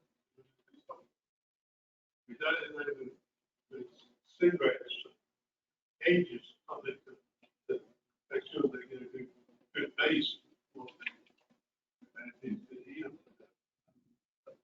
I guess I'd like to know more the basic timeframes of what the industry will do on at the same time. Yeah, so there was a commercial oyster fishery in Tampa Bay. Probably last landings reported were in like the mid-1950s. Since that time, there had not been any really significant commercial harvest of oysters. There's been new oyster leases for mariculture facilities led within the past decade. We have one of our first oyster farms in Lower Tampa Bay in the shellfish harvest areas.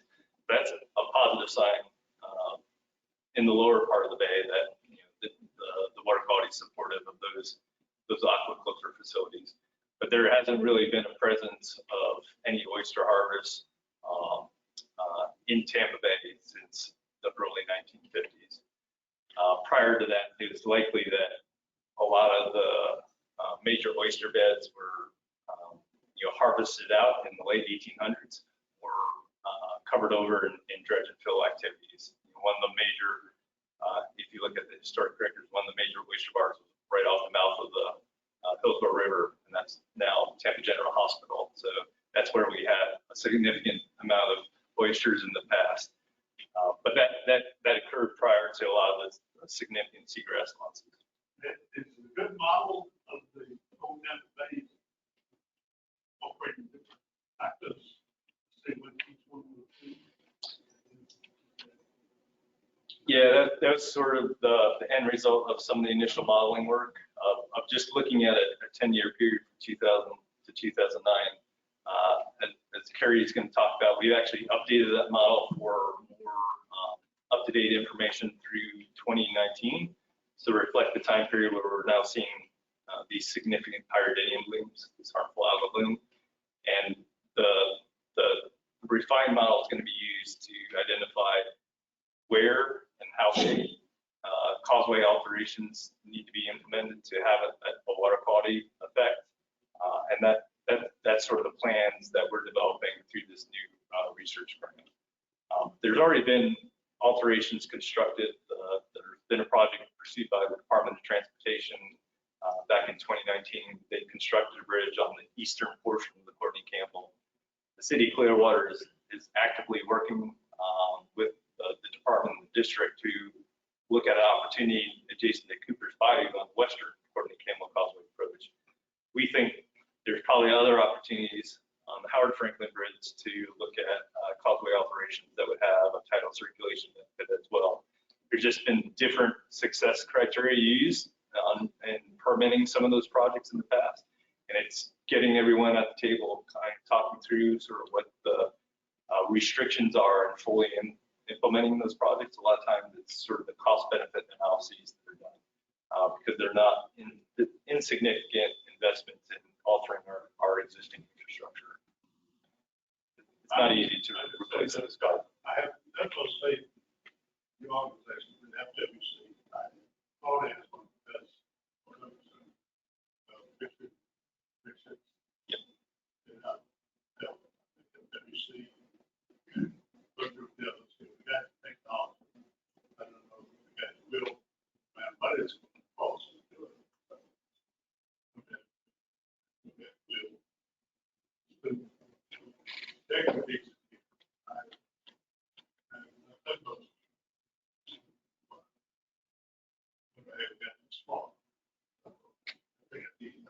Person might see something, but don't hold up anything that just like to see something others. They did some other keys.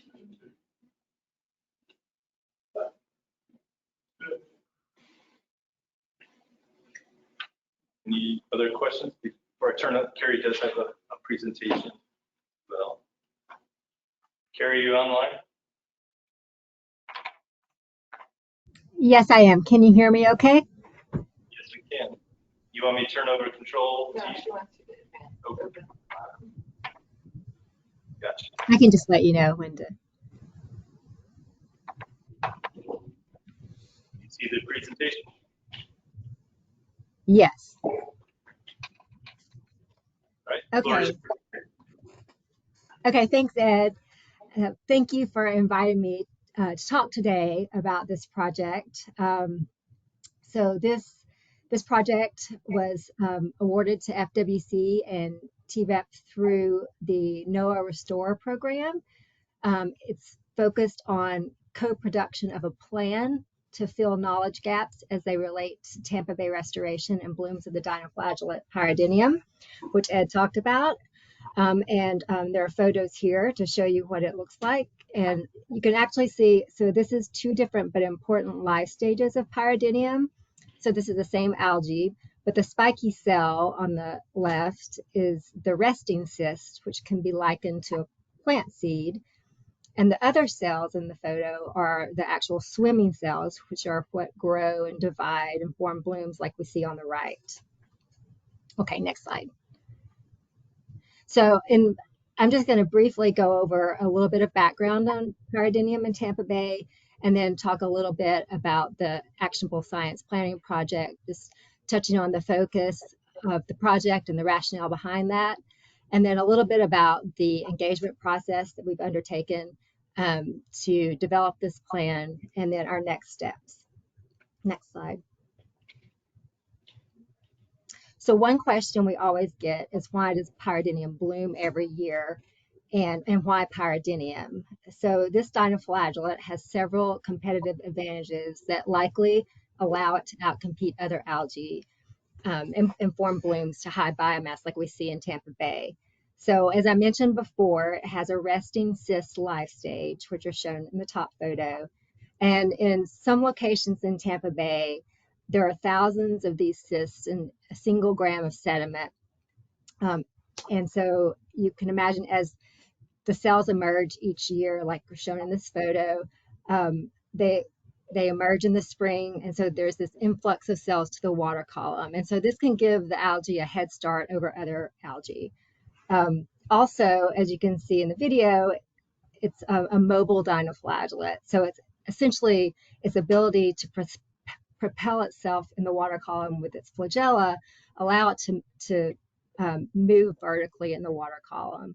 And this can be important because it can allow it to have more direct control over its access to resources than other algae. So it can access light at the surface, or it can access nutrients at the sediment water interface.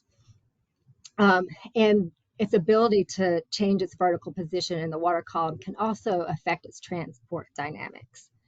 And then finally, it's a saxitoxin producer, so which can serve to reduce its consumption by grazers. Next slide. Okay, so understanding that, if we take a look at the locations where Pyridinium blooms are most common, we see there are specific types of physical environments it thrives in. This map on the left shows the most frequent occurrence of blooms in routine samples in Tampa Bay taken over the last decade. And so the largest circles, which indicate the most frequent occurrence of blooms, of bloom concentrations in samples, those largest circles are north of the Howard Franklin Bridge. And we know, as Ed mentioned, from physical oceanographers, this is the area of longest residence times, and it's also the area where we have the highest abundance of resting cysts in the sediments. And so just to give you a temporal and spatial context for the blooms, this plot on the right shows the abundance over 10 years. So we have 2011 at the upper left, going through 2020 at the lower right. And then the latitude is shown on the y-axis. So you kind of think of it from south to north as you go from bottom to top of the graph. And so you can see, and the lower dashed line indicates the southern extent of Old Tampa Bay. And the orange dashed line, that's kind of hard to see, is about where the Howard Franklin Bridge is. And so the abundance of Pyridinium is represented by the darker, or the darker colors represent higher abundances. So those dark colors are the bloom concentrations. And so you can see that those are most frequent north of the Howard Franklin Bridge and last the longest. And you can also see that we see these blooms every year, or we have seen these blooms every year since 2011. So, okay, you can go to the next slide. Okay, so understanding what drives these patterns is important, and we know that hydrodynamics is an important factor, as Ed talked about, and as I mentioned. It's important because a bloom really occurs as a result of an imbalance between growth factors, which are depicted on the left of this diagram, and loss factors. And so when growth is higher than loss, we get a bloom. And so in the Actionable Science Planning Grant, we focus specifically on informing management actions that target the cellular losses. And so the reason is that since Old Tampa Bay, the physical characteristics of Old Tampa Bay meet the ecological niche requirements of Pyridinium. So it's, the temperatures and the salinities and the hydrodynamics are all optimal for Pyridinium. We also suspect that Pyridinium has a flexible nutrient metabolism, so it can use different forms of nutrients. And we hypothesize that nutrient regeneration during blooms is likely important for sustaining the bloom. And so efforts to reduce nitrogen loads are very important to continue to limit this growth component. But even with the reductions, we estimate that growth is still estimated to exceed cellular losses in the system. So losses due to mechanisms like grazing and transport out of the system. And so for this grant, we wanted to focus on this other side of the equation, on the actions that might be able to tip that balance a bit. And so such as increasing grazing by oysters through shellfish restoration, or improving the circulation through causeway modifications to lessen the cell accumulation in those areas of retention. Next slide. Okay, so a little bit more about the grant itself. So from the funding agency's description, the purpose of this one-year planning project, or the one-year planning projects, were to create partnerships between researchers and managers and provide them funding to jointly scope and design a research project that informs a specific management decision. So in collaboration with the Estuary Program, we propose to focus on management actions that were designed to mitigate pyridinium blooms, including 1, improving tidal circulation and hydrology to increase physical transport of algal cells out of the system, and 2, restoring populations of mollusk and shellfish to increase grazing rates. And then the process for the project was to have broad engagement from the Tampa Bay management community to refine the scope together. And by the scope, I mean the management decisions or decision that we would address, identify the research priorities that will inform those decisions, and to develop a plan to address the research priorities. And then the output would be a jointly developed research plan that addresses a specific management decision. Okay, next slide. So I just wanted to walk you through the engagement process that we've undertaken to develop this plan. So we received this grant in 2021, and we had our first formal meeting in November 2021, which was a broad stakeholder workshop that was held virtually. So in all, we've had 5 formal meeting opportunities for broader participation to refine the project scope and to identify the research needs. As I mentioned, these were initially mostly virtual, but more recently we've had in-person opportunities for engagement. After the November workshop, we had a January meeting with the Nitrogen Management Consortium, Old Tampa Bay Working Group, and where we presented a summary of the state of the research for feedback on that and identifying data gaps. The Basis 7 conference was another opportunity where we had posters to gather feedback. We consolidated and discussed that feedback at the March Nitrogen Management Consortium meeting. And then in June, we had an in-person meeting with the Old Tampa Bay Working Group, where we had a focused discussion and came to the consensus that for the next phase, it was likely most tractable to focus on research that addresses questions related to the causeway alterations for improving circulation. Okay, so that brings us to about where we are now. Next slide. And so NOAA has released the next call for proposals for jointly planned research projects that address the management decision. And so the final steps of our current project will be to submit a draft research plan based on the feedback we have among the broader management community, incorporate that feedback and finalize the research plan. But in concert with this, we are planning to submit a proposal to the NOAA Restore Science program for the funding of this project. And so for this, we plan to focus on the causeway alterations, as I mentioned, and the research priorities that have been identified through this co-production process are 1, to identify the optimal size and placement of cuts along the land causeways that create the greatest water quality improvements in Old Tampa Bay.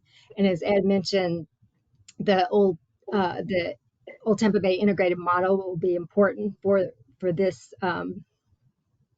project because as part of the planning project, it's been updated and we'll be using it to evaluate scenarios that look at the greatest water quality improvements, and then also to assess to assess the ecosystem effects of the alterations in other locations in Tampa Bay.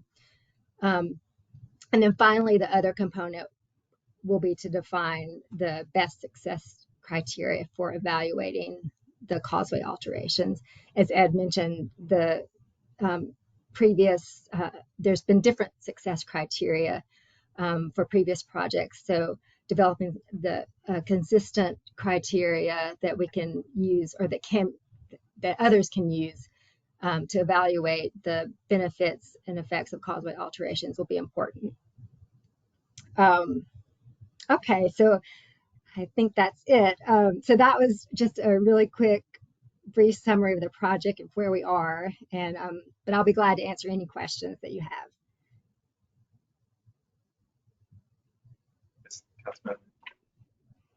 Just for my application.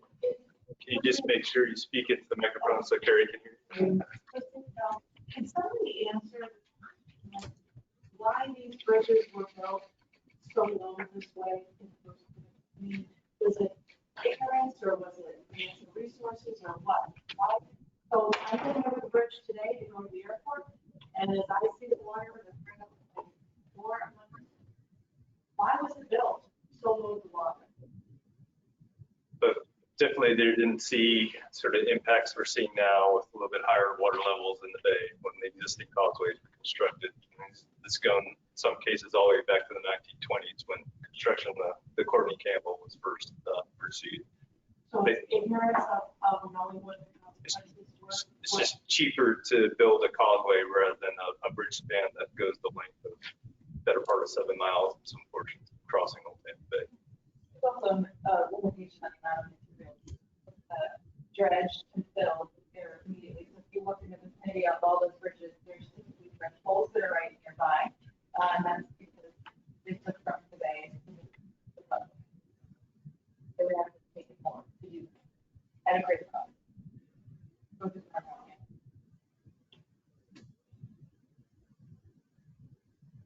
Carrie didn't mention it, but one of the things, since you all talk to regular folks, probably want to talk to them. One of the things that's notable about hydrodynamics and bioluminescence flows, we actually have several, outfitters that do kayak, kayak at night, or they boat, they do night fishing, such as Tenure, the charter guides have a pretty big business doing night fishing because people are farming during the day. And so that's a nice book to get people to talk about. A lot of times people are excited because it's really magical, but if they understand it comes with the expense of our secret resources and all of the fish and wildlife that depend on them, they might think about it a little bit differently. So I just wanted to share one of those points with you.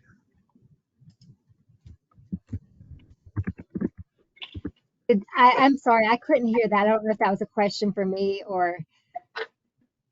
I was just talking about the opportunities to engage with some of the kayak outfitters that are capitalizing on the bioluminescent towards an old. Okay. I've got a question. I'm looking at a chart that we recently saw from down in Key West where they're doing some work on some data analysis. It talks about when the algae dies off, goes down to the bottom and goes, that it kind of like hurts increase the loss of light. Fish lever die off, shellfish die off. And I think I've heard, I was trying to actually send a text to Howard Miller from Sea and Shore. When they did the Homosassa project, they had the Kings Bay up there. One of the things I think they did was it did take the nutrients out. I haven't seen you talk about possibly doing that in connection with the last presentation, I don't know if you heard, but what are your thoughts about removing the nutrients that are there? I know it's not the full solution, but would that help a little bit while we try to working on the water flow and the nutrients that are coming in as well? Yeah, there's certainly been a strategy in some of the springs to remove not only the algal production, but some of the organic material sediments that are occurring up there. That actually, when we were seeing macroalgae blooms last year in response to some of the nutrient conditions, there was actually some harvesting occurring along some of the rack lines of that washed up material. So any removal of that is generally a benefit, but that material also provides some ecosystem services and habitat for species. So there's a balance that would need to be approached in addressing organic muck accumulation. But this has been brought up in terms of dredging out some of our organic rich sediments in the bay. You know, we take out I'm not saying by crane mechanically move pull down, maybe the suction is to get the light stuff that's floating. And I just didn't get word back from Howard Miller. They did do the dredging up there, and that was part of the restoration project. Yeah, and certainly, I think that's one of the, and I'm trying not to talk too sciencey jargony, but that's definitely a lack of understanding we have in terms of the nutrient regeneration or the nutrients coming out of the sediments of the existing mucky sediments we have in the bay. We don't know how much of that is contributing to some of these algal blooms. And as I mentioned, it's been proposed in the past for some dredging work, just hasn't been pursued at a large enough scale. The way we've always tried to attack problems at the source, because the nutrients are still coming into the bay, it's still going to accumulate sediments over time, that organic material. And those also come at fairly significant costs and investments to do. And if you're not addressing the source, you're just going to have to do it repeatedly through time. And we have talked about it in the context of this work as well, because as Carrie mentioned at the beginning, these pyridinium does create cysts or seeds that basically settle out in that sediment, and they're basically like a bank for future blooms. So it's something that we've discussed, but like as mentioned, we balance it with a lot of different things. We don't take it lightly, but it is part of the conversation, and I appreciate hearing what your thoughts are. Yeah, and just the effects we've seen in the past from these pyridinium blooms are related to these blooms crashing, dying off, and creating a low dissolved oxygen event in some of our backwater canals. So certainly we want to address these blooms in the future and not have that happen again. Whether or not the strategy is to remove that material to preventing that from happening in the future, it could be one of the solutions, but probably not the one that is going to fix the ongoing bloom. I think about unintended consequences. So if you dredge and you get all that nutrient-rich sludgy stuff or whatever it is, what are you gonna do with it? Where are you gonna dispose of it? It's not gonna have unintended negative.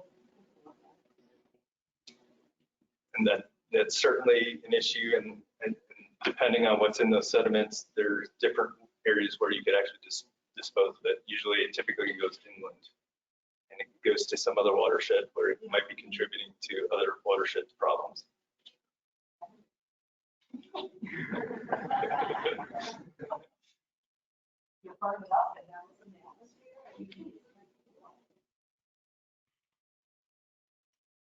This is the challenge of our. I'll just add, and can you hear me? I just meant to say, one of the other points I meant to mention about the project was that, the actions we're focusing on are really focusing also on improving underlying water quality. So it's not species specific, which, if I think you guys were talking about sediments and the cyst in the sediments, and,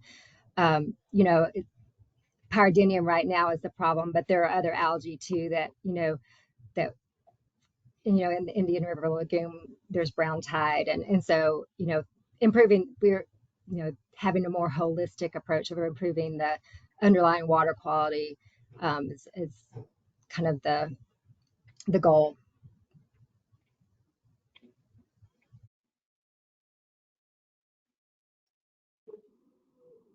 Well, it depends on what you're obviously studying. Doing some stuff like Seminole, where we're keeping it on cycle, and treating it, water going back in, up, for lack of a better word, will remain.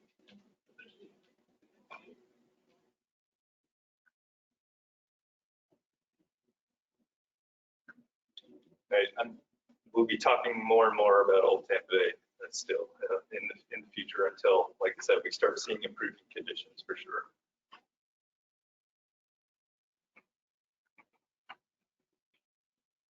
Thank you, Carrie. Appreciate your time this morning. Thank you. Sorry, I couldn't really hear the questions very well, but hopefully hopefully you could hear me. All good. Thanks for having me. Okay. Bye-bye.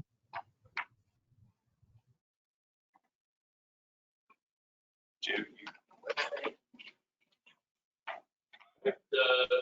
Ready to move on to item 16, state of debate. All right, good morning, everybody. You should all notice that at your seats you have an edition of what I'm presenting on, which is the 2022 edition of the State of the Bay report. We're really excited to make that available to everybody here. For anyone who's unfamiliar, the State of the Bay is a report that we complete every 3 years, which is in an effort to report on some of the progress of our program and its partners, including the accomplishments and challenges that we face. So this report is, like all others, an opportunity to build on our approach to that, and to refine our process of refining and distilling the science and making it more digestible to the many different audiences that we communicate with. So there are some key things about this report that are a little bit different, that are moving in that direction of refinement. But before I mention that, just letting everyone know that it is available as the printed publication that you have in your hands. We also have it available as a living, routinely updated web page, which I have shown on the screen here. And we do have digital versions as well. So the fact that it is a updated living web page, that's kind of one of the main things that separates it from the previous report. This is something that Marcus has worked really hard on, and I've been working with him as well as the rest of the staff to basically mirror what you see in the printed publication, but in an interactive format where you can interact with the data here and explore the different tabs and the main priorities and all the different pieces of content that exist under those umbrellas. And so another addition that's a little bit different from the previous report is the reach index that we've included, or really everything that's included underneath this informed, engaged, responsible community. We've kind of taken a step forward in trying to do a better job of reporting on that. Like I mentioned, one of the main components there is our reach index, which for anyone here is familiar with the communications plan that we've been attempting to complete. A lot of what we've shown in the reach index is in an effort to move forward in that communications plan. So make strides with how consistent we are in our branding, report on some of our communications that happen in social media, email marketing, and in the website itself. And then just also reporting on the grants awarded, the giveaways, and some of our behavior change campaigns.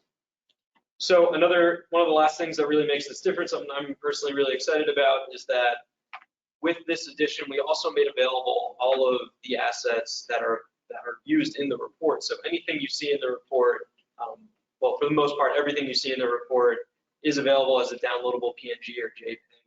And really the reason we do that is so that our partners, different stakeholders or audiences are able to download these assets and use them to help communicate our message. And they're all going to be following the same color coordination that TVP uses within its own branding. So it's cool, and it's also a skill that we've been refining in-house so that we can do this and pump these out a little bit more quickly in the future. And so, like I said, all these available, as well as the photos in the report.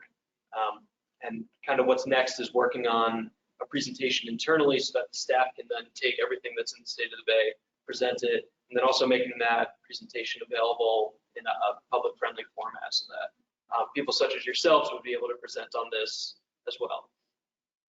And so in terms of moving forward, how y'all can help, just sharing this, of course, reading it, and then sharing it with your community, your network would be really helpful to us. We have a whole bunch of editions, physical editions over there. So please don't limit the one you walk out the door with to just the one that's in front of you. If you'd like to take more and give them to some people, we highly encourage it.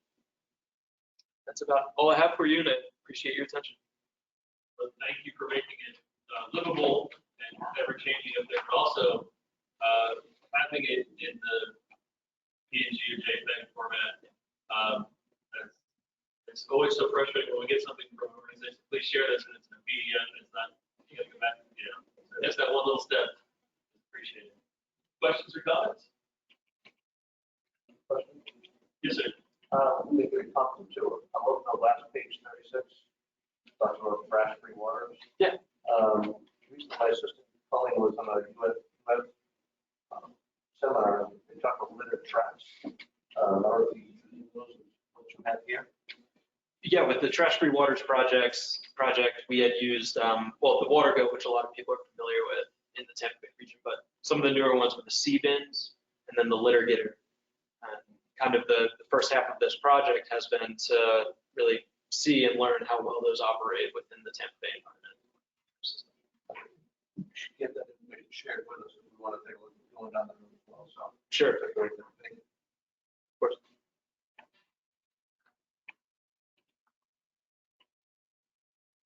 Anything else? Thank you, that's fantastic. Thank you very much. Great job. Mr. Sherwood, anything else? Last agenda item is related to work that we've conducted over the past quarter, meetings that we facilitated, working groups, and I can provide the information at the table in the packet.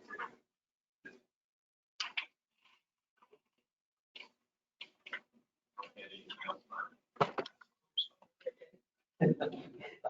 I'm here to help you. Anything else with the good of the order? Yes, sir. That's a question. First, the county cities too. Does everybody here have a seat grant? You know, Nellis County does and Manatee County does. Hillsborough County does not, although those agents work regionally. It's a split position. And Libby does work in Hillsborough County. another question. Does everybody have a resiliency? A what? Resiliency coordinator? We have a sustainability. I don't believe you. Kevin Moran, I think, serves as your resilience officer. Kind of like people roll. Yes. He's in their public works department, but it's not like, wait, no. Manatee County does not have like a chief resilience officer.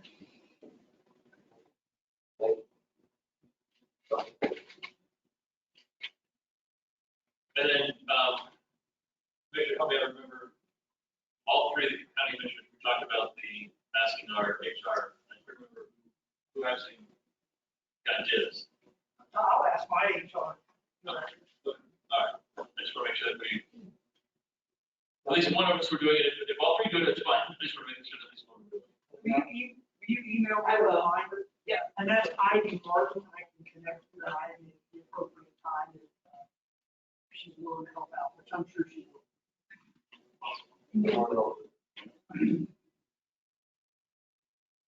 All right. Council members, commissioners, I hope that your organization's budget process goes as smooth as ours did today. It should come up on that. Great. Yes, thank you very much. The November meeting is a Thursday, not Friday. I'm going to notice that, but. Great meeting, a lot of good information, a lot of good work. We are adjourned. Thank you.